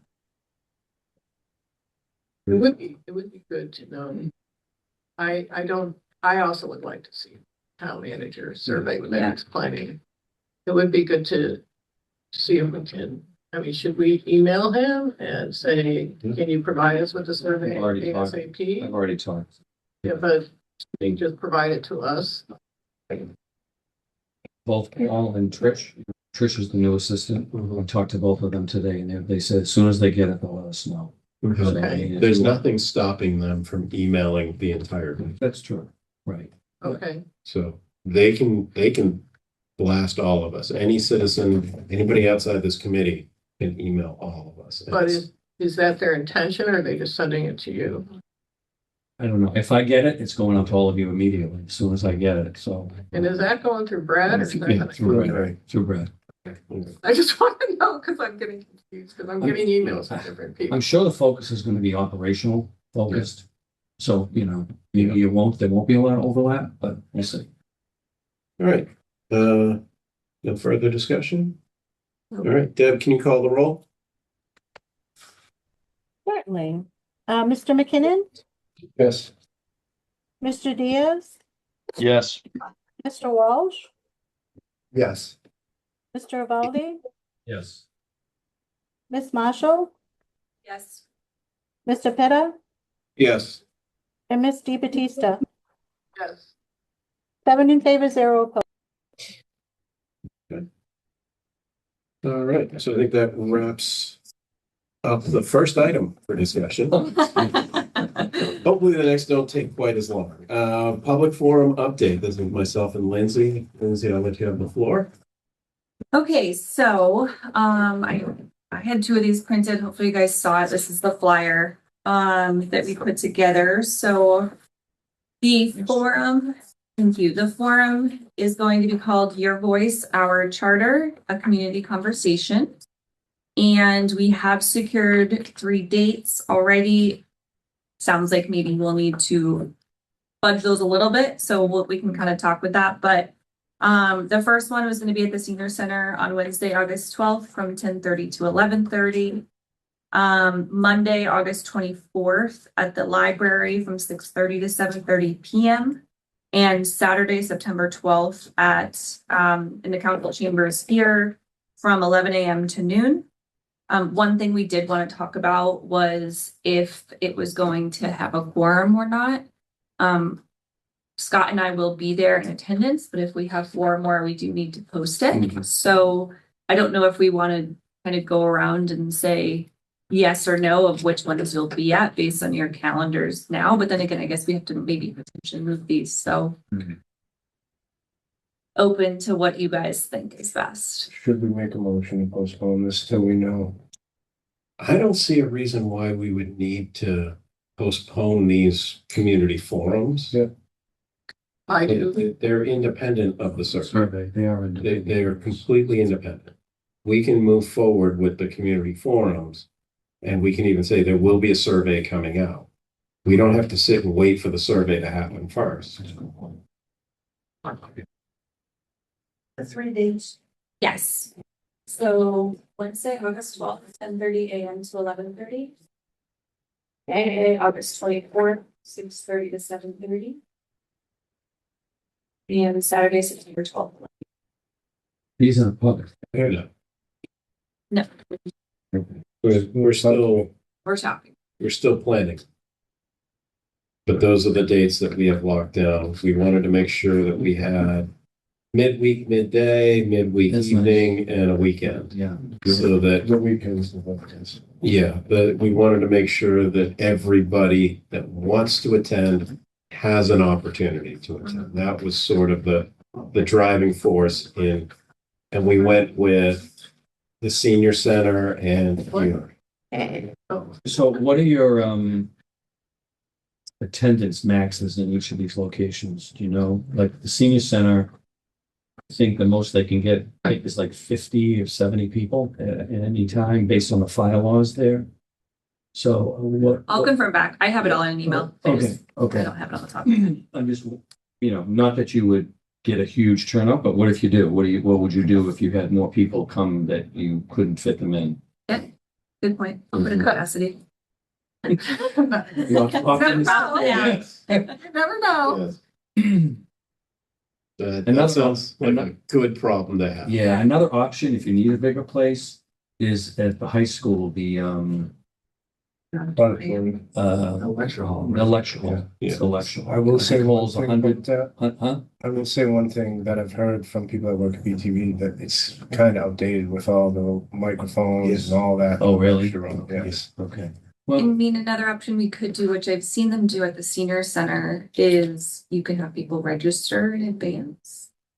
And then just be like, if you can make it, register, Mhm. obviously we'll still accept you on site, but Just might gotta, give us, a little bit of a better gauge. yeah, I don't know. It's an idea. an option.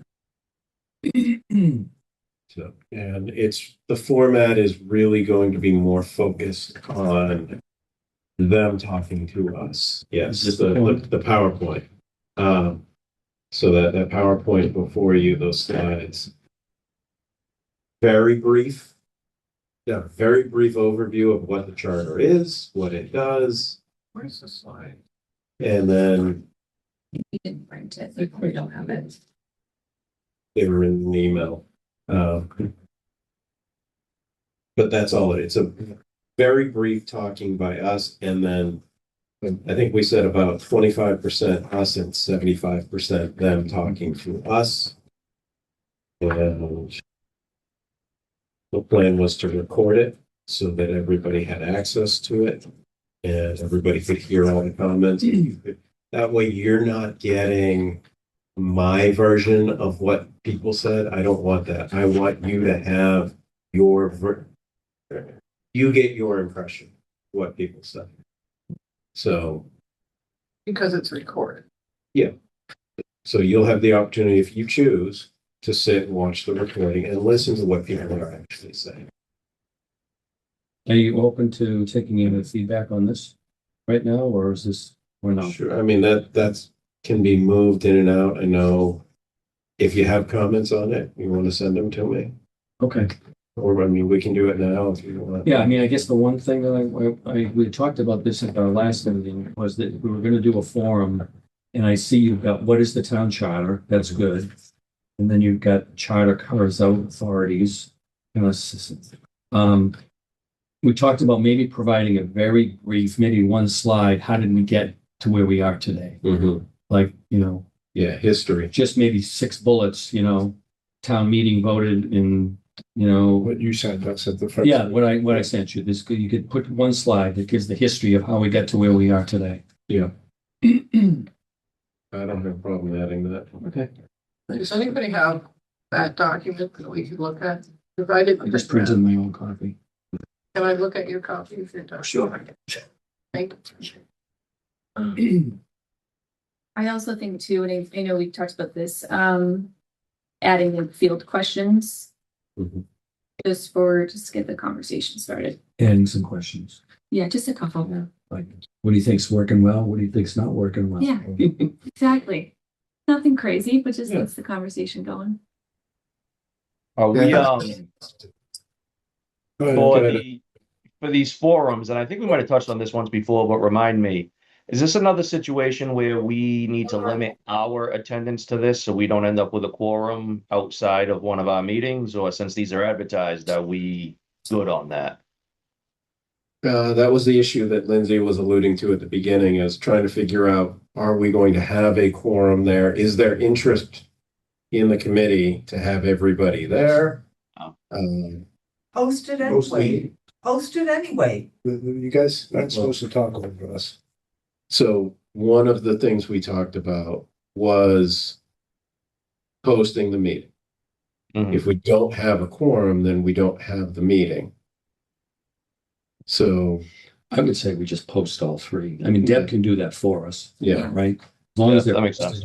As long as they're posted, then any of us can show up, yeah, and not have to worry. yeah. I mean, if you do that, then yeah, everybody can show up. We don't have to worry.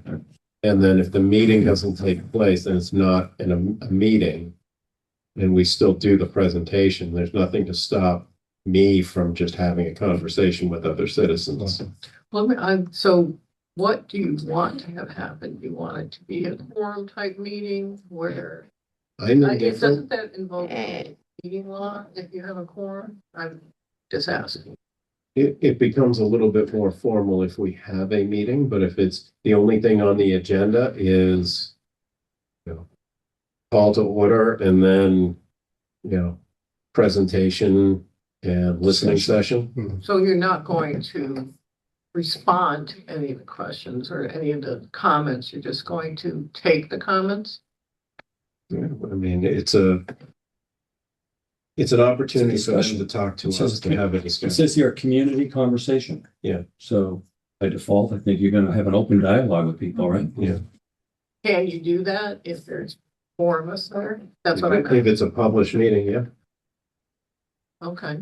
Yeah. I thought you couldn't. Just like when Johnny Loretti, a few meetings ago, opened up and had a general open meeting where we had people just dialoguing with him. Or do you remember that council meeting?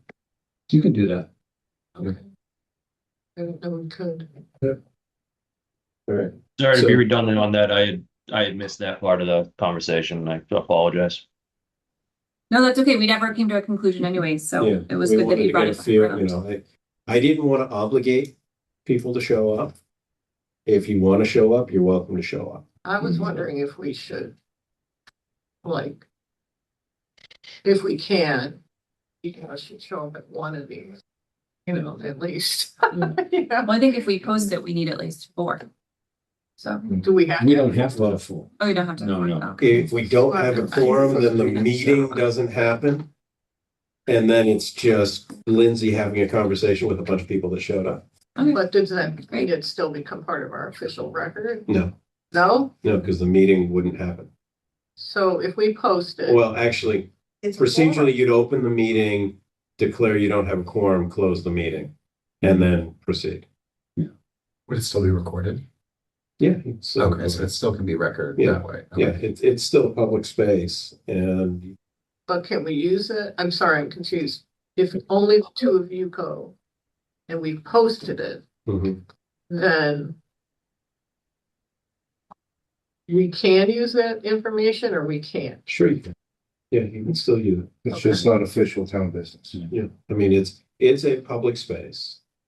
And recording in public space is protected. One reason I think it's important for some of us to attend is just taking notes, Yeah.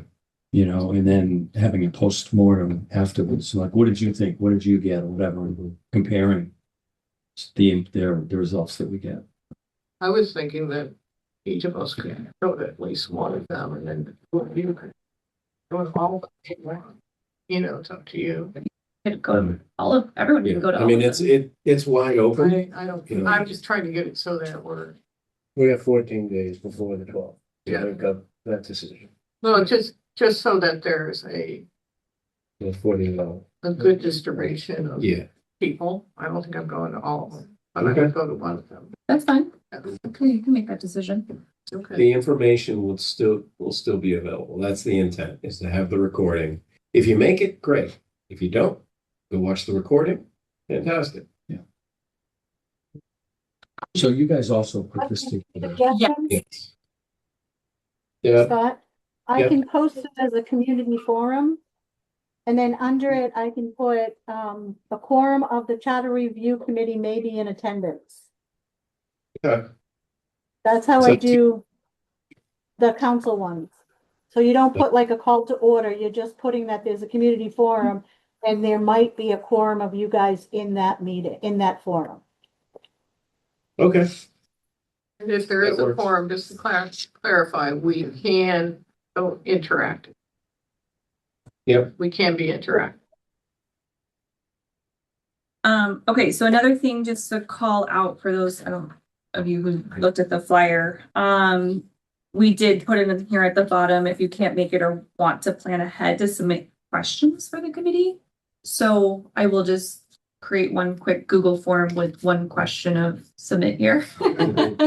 And put that on here. I'll remove the community survey part of this flyer, at least for now, because we will be posting this flyer in various locations. I have it on here: Academy Building, Library, Senior Center. Ask if the Dome will do it. Maybe at some various sports parks, Marathon Park, Legion Field, Flag Street Field, Marathon Park, etc. So that's where this will be posted. Any concerns with this before we move on to the next? Oh, we're gonna post it on the two major Facebook groups. Yeah. Yes, 02324. that's the next one. Yes, this is just the physical flyer. So then, does everyone have this? I printed out. Can I- one. Yep. For the community survey, we leave a warning as it's coming. Sure, I But can do that. and don't say can't attend the forum. Just say something like in the future, you'll be able to share your thoughts on the town charter via Yeah. a CRC survey. And leave the rest of it out. Sure. But I like to hear input on these recommendations. But just, it shouldn't be like one or the other. It should be, you can do both if you want. Sure. Yep. This is really nice. I like it. Thank you. Your voice is a charter. Yeah. That was all her. No. Like all the You fancy market- good stuff. Any chance? Yeah. Are you in marketing? I am. You not know? It shows, it shows. Yes. Okay. So a couple other things for communication. So we were talking about doing a Facebook post. I have on here kind of what we would just say on the specific Facebook post. I will update this to say the exact same thing that I put on this flyer here for now, and just let people know that the survey is coming. I have Bridgewater Residents page, Bridgewater 02324, the Veterans Office, Citizens Club, Bridgewater Unfiltered. Am I missing anything at the top of your guys' head that you think we should post up? Most of the publicity is going to come off of the Facebook pages. Yes. We also talked about creating individual events for each of these forums, like a Facebook event. Yes. And then we can also post that as in the Yeah. pages as we get closer. I will just take the same verbiage that we have here.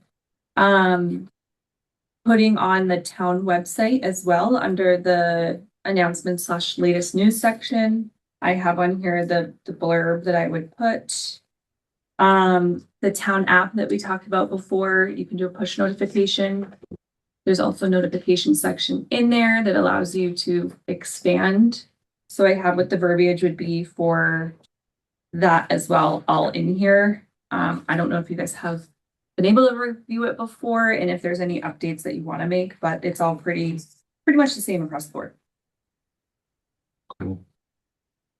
And I guess the question would be, when do we want to start putting this out? I think if we're 2 weeks out, I think we're at a good time to start pushing it out. Every 2 weeks. Just about coming up on that. 3 weeks. Yeah. 3, actually. Yeah, I'd say if we push it out next week.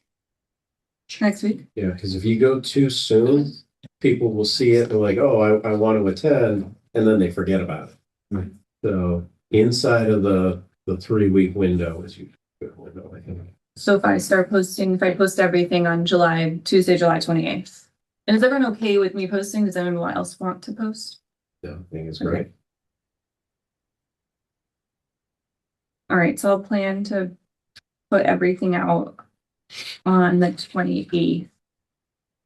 And then as we get closer to each one as well, we can just do a reminder. Okay, what's that have? Good. Anything else on that? Just saying how great, like really, I loved how you guys communicated this. I think it really made it like clear, like for residents what to expect. I love the flyer too. Yeah. Appreciate that. All right, next up, stakeholder discussions. This is Brad and Eric. Eric, help Deb out, if you don't mind, could you bring up the questionnaire you posted? You made this. Yeah, Deb, I have it up. I can share my screen if you give me permission. But while that's getting pulled up, we did put a list of names that we thought we should talk to that are town employees. I mean, we kind of thought maybe counselors and committee members should be talked to, but they're not really town employees. So I don't know if we're what to go there, but as you can see, the town manager, building commissioner, finance, police chief, counselors, town clerk, DPW, fire chief, and city director are the town employees that we said maybe we should listen to and get some input in. And then we have those 5 questions right there, 7 questions, sorry, he had just pretty simple, down to the point questions to just ask how they feel. And I mean, you see, number 1, do you feel the current chart is effective? I mean, that should be a question we're all asking everyone, you know, not just town employees. What improvements, if any, on the current charter would you recommend? You think 9 members of the council is too many or too few? And then do you feel we should maintain the current council split as 6 at-large councilors and 3 district councilors, or reverting to 9 district councilors be preferable? I mean, most of the people, not most of them, but a decent amount of people that do work in the town were there back then, so they could maybe have input if they think it ran better back then compared to how it runs now. And how do you think you could improve in communications between residents and the town government? And then number 6 is, do you feel that in general residents understand the town government functions, and do you have any suggestions for how to improve that understanding? And the last one is, how do you feel about Bridgewater being called the city of the town of Bridgewater? Just to piggyback for a minute on a couple of things that Brad said, you know, the base of these questions was kind of informed by assuming at least that the town employees understand a little bit more about the charter and are more familiar with it than most residents are. Hopefully that proves to be the case. The other thought that we kind of kicked around, the list of interviewees that we have on this is kind of a suggested minimum. Yeah, I think my thought is that it should probably find a way to go to most municipal employees. The idea being that, you know, most of the people that tasks get delegated to are sometimes more familiar with the frustrations of trying to carry that task out, right? I know when I field something to an employee or something like that, and I expect it to be done in 2 minutes, and they give me 10 reasons why it can't be. I think if you just focus on the higher level management, you lose some of that feedback. So maybe there's a way that we could do that. Even, you know, maybe we can interview some of these people in person. Maybe we create some of this as a questionnaire and let it be answered anonymously. Even some people might be more apt to talk if it can be anonymously, and they can just, you know, drop their answers, these comments in a box at the town clerk's office or something like that. And we can give them a time by which to respond. But that was just my 2 cents to add. Okay, I do like the idea of interviewing more people, but I just don't want people to think we're overstepping or anything, you know, when it comes to the town manager or anyone else. I think there are some committees that should be included, or at least the chairs of the committees, the finance committee, planning, zoning, Concom, you know, I think in general, just, committee chairs. That was definitely something we thought about and talked about. We just didn't know because they're volunteers. Yeah, Not employees. You know what I'm saying? And this wasn't even. Yeah, I think they'll give a unique perspective because they have to be citizens of the town to be on the committee. So they're citizens, but they're also kind of this special town employee Mhm. role, similar to what we do here. I'm looking at question number 4. The second half after or, it was 7 district and 2 at large. Yeah. We didn't know that. It was pretty young. Was it High school 7 and 2 or days. 6 and 3? 6 and 3. 6 and 3. So is 6 District 3 at large? Yeah.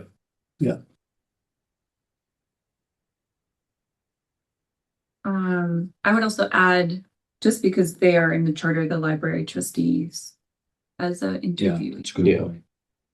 You get the town clerk there too. Yeah. I agree with Eric's point about in these are pretty much department heads and some Yes. committee heads, but it's sometimes 1 or 2 levels lower where the people really know what's going on. If we can hand select a few people, I mean, I don't think you want to blanket it to all employees, but you could ask the police chief, for example, to identify a couple other people maybe that he would recommend we go to. Yeah. Or like the town clerk, like Jolie. I mean, Jolie's been here She's great. she's great. She would be, Right. she would offer some really good information. So, I- come up with I a can half a see- dozen or a dozen Yeah. people. And then we'll see. I can see it with the town clerk. I think the town clerk is a bit unique kind of on that list. But like the police chief, your average, line police officer, what interaction are they having with the charter? How does the charter affect Well, that's their true. work? Yeah. Going to the discussion we had on we need to stay focused on the charter. Good point. So, Yeah. So the finance director, there'd be some people in the finance department you Yeah. should probably want to talk to. So the Yeah. fire chief and police chief, though, the only reason why I brought that up, and it might actually be an admin cone, is because the counselor rectifies the new The chief. contracts. Yeah, so I didn't know, maybe we should throw them in. When it came to department heads, I wanted all of them, and then those were the questionable ones for sure, that I picked. I think it depends on the department, like you said, police and fire, maybe not, but finance, yeah, I think the finance department. And Yeah, I HR. know that. HR is one that's missing. HR, yeah, good call. So maybe it starts with, Brad and I talking to the people on this list in person and asking them for recommendations for who they might think, who else in their department we may want to talk to or at least give this questionnaire to. Does that Mhm. make sense? I did, one of the names that I wanted to put on there too was the council clerk. Deborah. Yeah, Deb, Town clerk, you have to, council clerk. Council clerk. council. Mhm. Are some of these people even gonna know about the charter? I just You would ask. hope so. Oh, I yeah. don't know. They work for the town government. That's the rules of the town government. Yeah. Yeah. I think they should. I don't know why even. Yeah. Cause this is, to me, some of this is going too deep. Does the second half of question 6 lead them? Do you feel that general residents understand how the town government functions, or do you have any suggestions on how to improve that understanding? I don't know. I don't think it does. We could possibly drop the second half of that question. I mean, my answer, Responses, what's that? are these open responses? These would be open responses. One of the things I think is that at least the people on our list, I would expect them to elaborate on their responses in some way. For example, if these people told us, no, we don't feel the current charter is effective to number 1, okay, why? What's the problem with it? And again, thinking that this group should hopefully be more informed than the average citizen. Okay. Hey, Eric, I mean, it's an interesting question because you're asking, for example, you're asking a department head the question, do you feel that residents understand how the town government functions? I mean, how would, I'm trying to understand how any of these people would respond to that. If My you asked me, if you asked me, for example, how do you think residents feel about XYZ? I don't know if I would be able to answer that. I mean, other than hearsay or social media or whatever, I don't really know how I would respond to that. I mean, that makes sense. That makes sense. My reasoning behind that question was, let's just any one of these department heads. Let's take the building commissioner, for example. You know, a residents come in all the time saying, why can't I just do this? Why can't I just do that? And they have to be told, well, you can't because of this, and this. Are a lot of those questions pointing back toward the charter? Like, are they finding that the people they're talking to just don't understand how our government works and has no knowledge of it at all? That to me seems like So- the admin code. So more of the operational issues are in the admin code, exactly. Yeah, So- that's valid too. So I mean, Yeah. we could strike Yeah. that question. Yeah. Yeah, we could strike that one. That I have no issue with that. Just throwing it in there for consideration. Mhm. okay. All right, so is that a motion to strike number 6? Well, yeah, oh, go ahead. Is that a motion? I'm asking. Are you making that a motion? I guess, yeah, I'll make a motion to strike number 6. I'll second for discussion. We have a second for discussion. All right, we just kind of discussed it. But any further discussion? Did you think that in this question, it would be like thinking from like the point of view of like a counselor or someone, would it just be helpful? Like, do you think in asking this question, there's any, if we lose this question, there's any insight we might lose? Like, I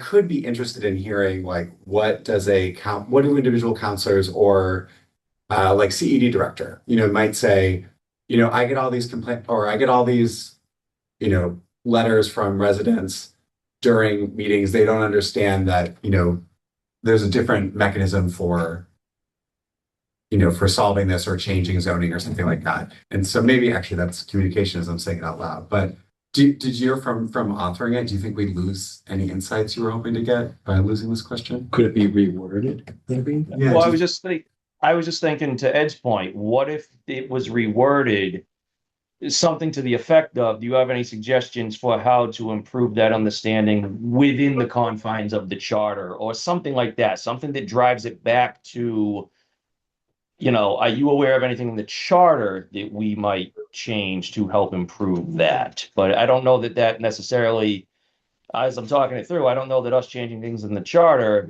informs how residents who don't understand how the government works actually changes that. So maybe not. That seems like the admin code. Yeah. I mean, for a few people, that's a good question, but not all of them. I mean, the town clerk, the council clerk, and the councilors, maybe the committee chairs, but besides that, I do understand where you guys are coming from. I mean, the town manager is wrong there too, obviously, but Yeah. that's not a question you should ask everyone, or everyone would even have an answer for. I get what you guys are trying to say. Yeah. Yeah, it's a 50-50 question. Yeah. My thought on it is because it is kind of that 50-50, maybe we're better off leaving it in. And then we can scrub the data when it comes in and say, okay, we get what this person's saying, but it's not relevant to the charter. Or maybe there's some insight that comes from, the brilliant counselor Ellenberg about her interactions with, members of her constituency that we hadn't considered. I'll rescind my motion. All right, do you rescind the second? Yes. Okay. I was just gonna say I would agree leaving it in, just based on, not to go back to the other survey, but kind of if I'm gonna be building out questions around communication, if we're gonna look at maybe adding an article about communication. Yeah. This would Yeah. lead right into that. I don't understand how this question relates to the charter. It seems to me it relates to the admin code. Well, I mean, with the council clerk and the town clerk, how does that have anything to do with admin code? Do you feel in general that residents understand the town government, how the government functions? And do you have any suggestions for how to improve that understanding? That seems to me that you would be suggesting that if they don't understand how the town government works, which is the admin code, that we're asking them to tell us how we can improve that. And I don't see how that affects the charter. It's really an operational focused question, because it talks about the government functioning, I guess. And if you're asking a department head, they're gonna have an operational focus. They're not gonna be necessarily thinking about the charter and how the charter is, dictating how they do their jobs. That's not what they're gonna be thinking. They're gonna be thinking admin code stuff. So, yeah. But I can But- see for like the town manager, but the town manager has very strict, he has requirements for the budget that he has to meet. And That's true. do the citizens understand those limitations? Well, what if we change the wording? Do you feel that in general, the residents understand the role of the charter, Yeah, that right? works. I mean, that at least keeps it focused from operational to the charter. Yeah, that's good. That works. You wanna make that motion, Eric? Am I making it or are you? You make it, I'll second you. All right, I'm making it. Let me just type it out. Do you feel that in general, residents understand the role of the town charter and how it informs? We'll just leave it in the role of the town charter and call it that. Maybe the purpose of the town. Yeah, the purpose is The better. purpose. I like the purpose. That's better. I'll second that motion. Any further discussion? So coming from that though, I mean, that's kind of like a yes or no question. Are we okay with that? Or are we gonna want them to elaborate more? How about adding on to the end, please explain? Or like, yeah, something to give us a little bit Right. more. Yeah. Okay. Are you willing to accept that as a friendly amendment? Even though I am. friendly, we don't exist? Second. All right, and as a second, sure, okay. All right. Seeing no further discussion, Deb, could you call the roll on that amendment? Or on that motion? Mr. McKinnon, Yes. Mr. Diaz, Yes. Mr. Walsh, Yes. Mr. Vivaldi, Yes. Ms. Marshall, Yes.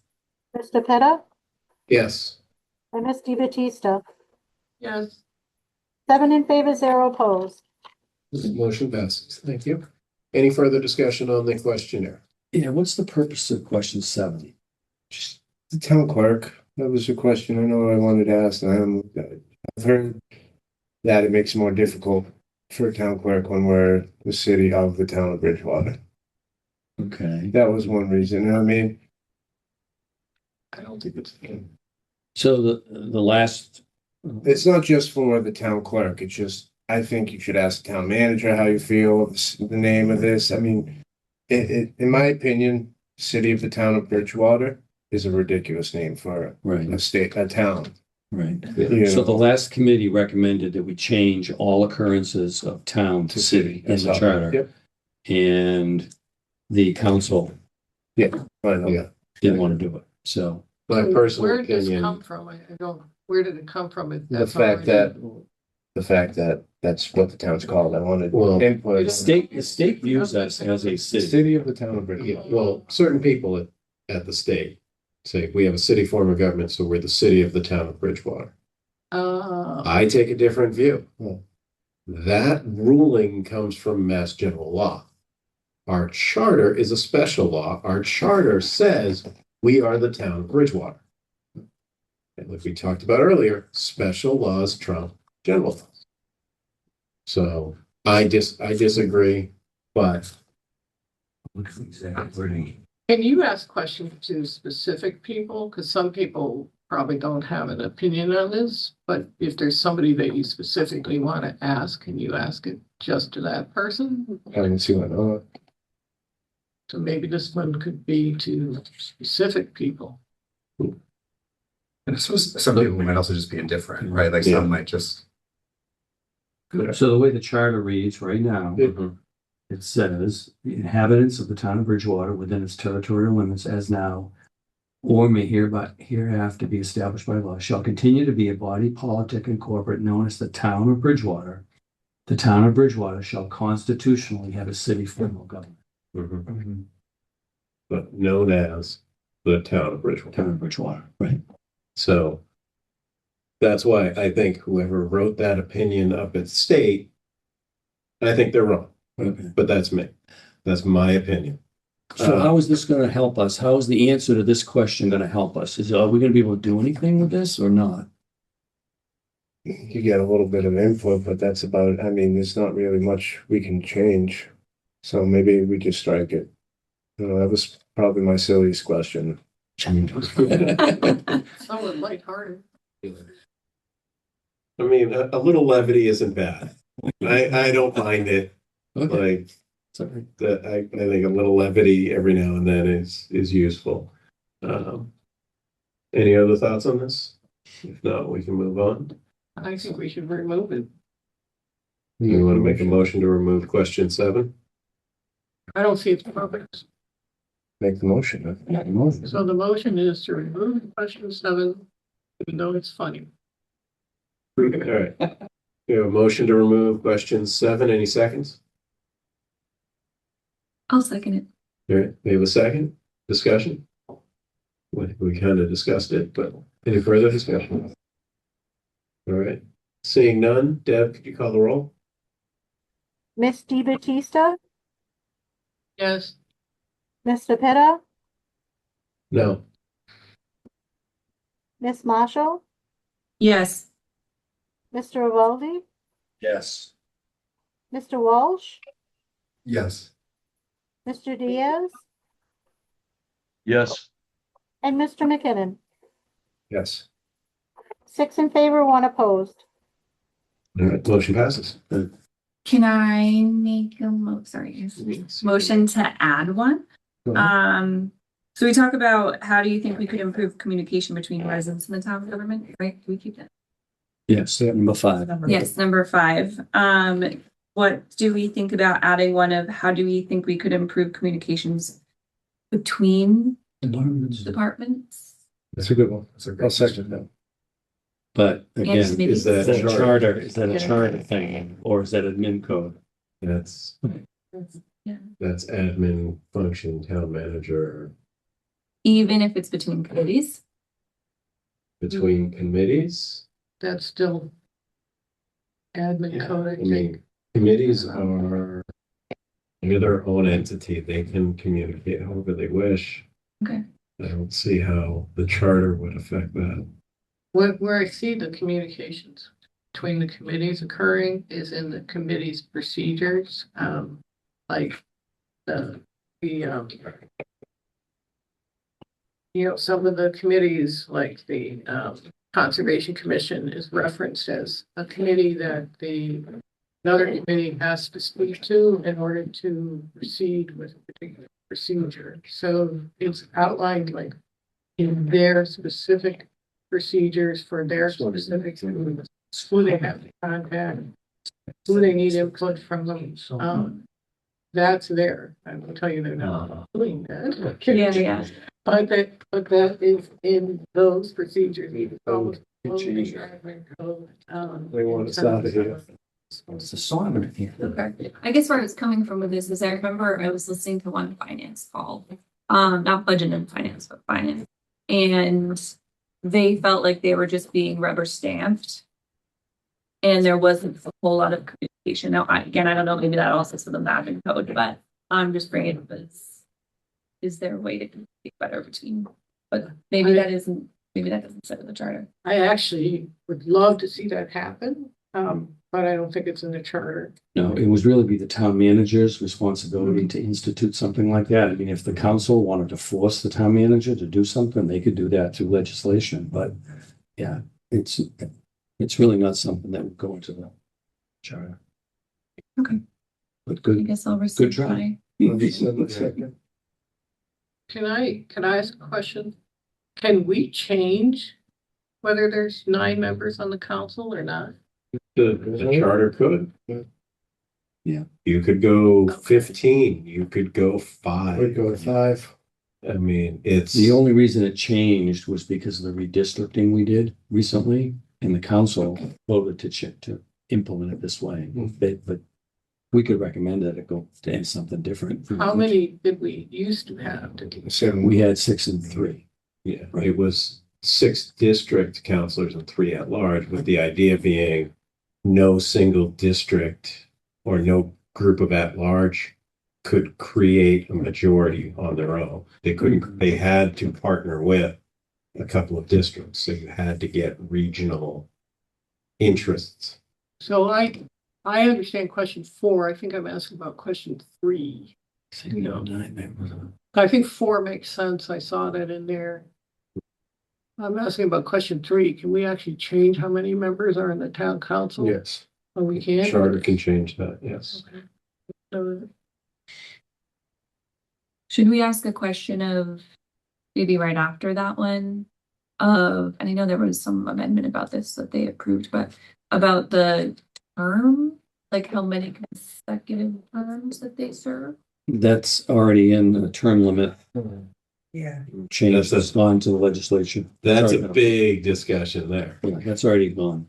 Yeah. Okay, it's in the last recommendation. Is that what you're saying? It's already been approved. Oh, okay. Yeah, it's gonna, But that was it's gonna be on the about- ballot in April. That's setting term limits for the counselors. Changing the term limit language from what it is today to the new version that's been approved. well, I guess I was more wondering about, so you were talking about changing the language, which I think was referring to around consecutive, right? It was Correct. It consecutive. removes the consecutive. Right, I'm talking about like the number of actual terms that they could serve.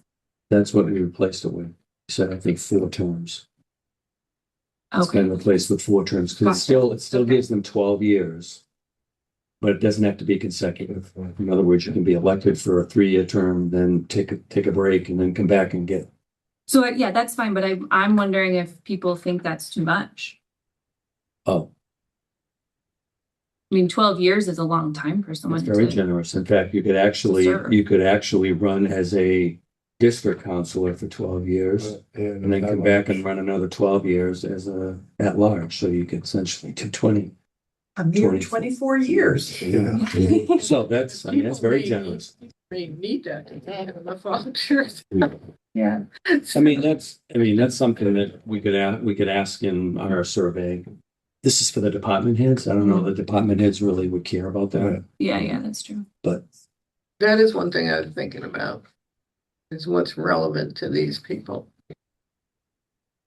That's why it's pretty simple. You know, there's not so many questions you can ask without it being overreach. You know, hey, Eric, You, did you guys happen to glance at the questions we used 6 years ago or not? I don't know if we took a look at those. I don't have them at my fingertips. I don't think so on those particular department head questions. Okay, it might be worth just reviewing them to see if there's anything pertinent that you might want to include. Yeah, are there any off the top of your head, Ed, that you want to call attention to? I don't have it with me, but I sent it out. I think when Brad sent those documents out, you should all have it. Yeah, okay. so I read it, but I didn't even think to put it in like that. Well, yeah, I'm actually pulling up the emails right now just to see if I can find it quick. Yeah, I don't have it at my fingertips, but I will definitely find it. I'll take yours. So I have maybe yours. make a motion to Just gonna have make this go sure. I back think to it's these the guys and same kind of one. Jane. update it again, bring it forth again. The next meeting. Is that your motion?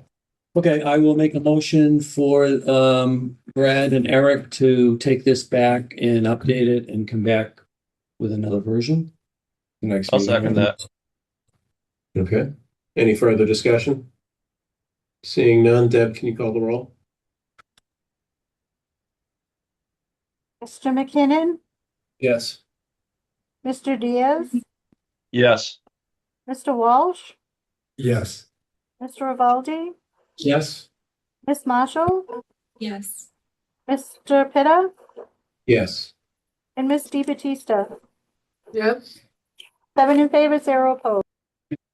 Okay, thank you. Motion passes. All right, brings us to next steps. I just put together just a detailed plan of what we've talked about before, and I broke down the charter more based on functional area than sequential.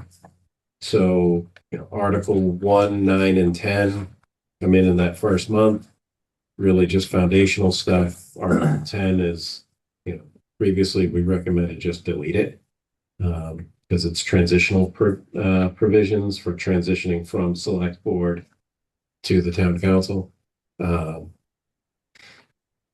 November, in October, we begin looking at Article 2, which is legislative branch elected officials, that sort of thing. Completing that in November, and along with Article 3. Do you think we could have some time to look at this? Yeah. Maybe talk about it at the next meeting? Yeah, I mean, this is really just, I just wanted to get this in your hands so you could see it. Okay.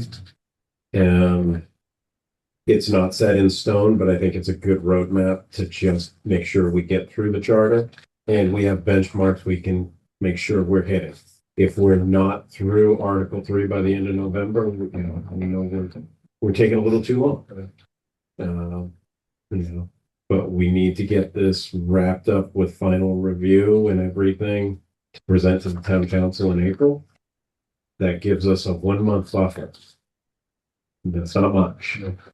Why do we need April?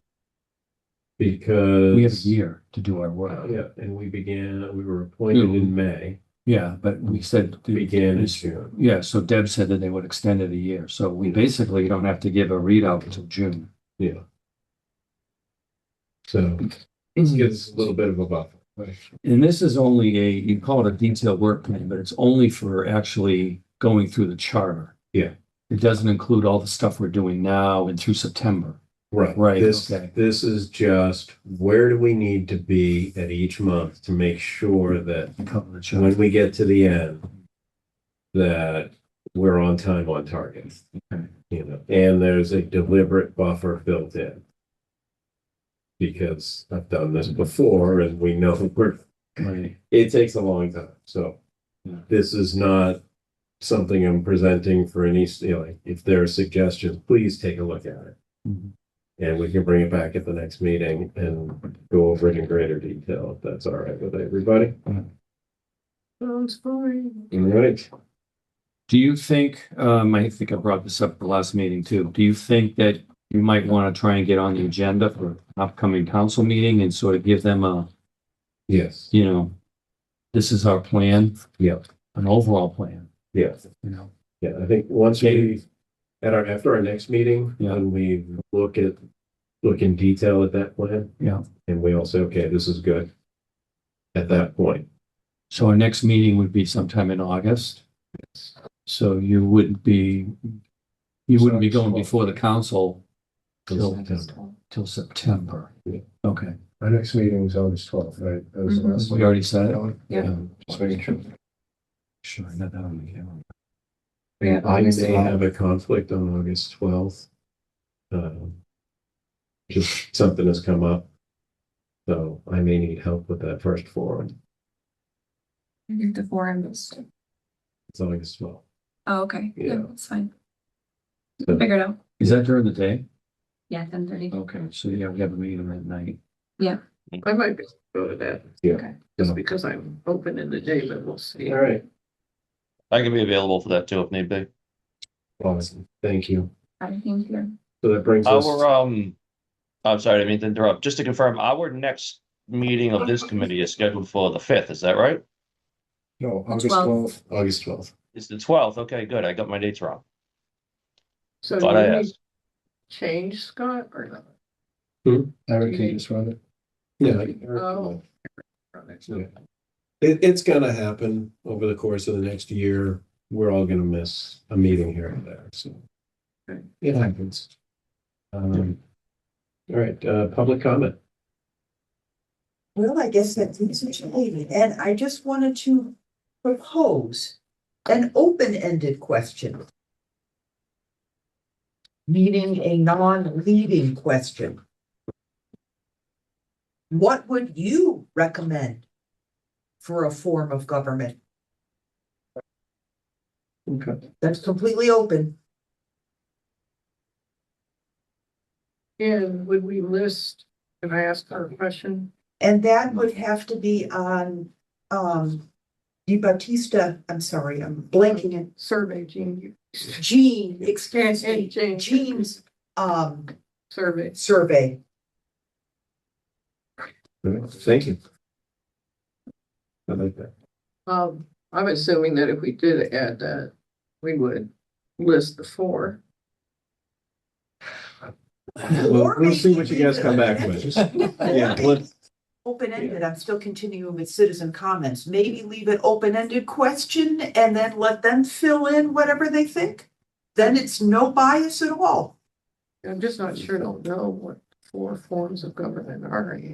well, I mean, that's, you two can work that out. Okay, all right. We'll suggest, that's, I think. Okay, All right, any other public comments? That was it for my public comment. Okay, thank you. thank you for staying so long. All right, I want to thank everybody. We had a really good discussion tonight. We disagreed and we did so civilly. And then we had a vote and we moved on from the vote. And we continue to work together. So that, I think, is an important characteristic of a successful committee. So I appreciate all of you for that. With that, is there a motion to adjourn? Motion to adjourn.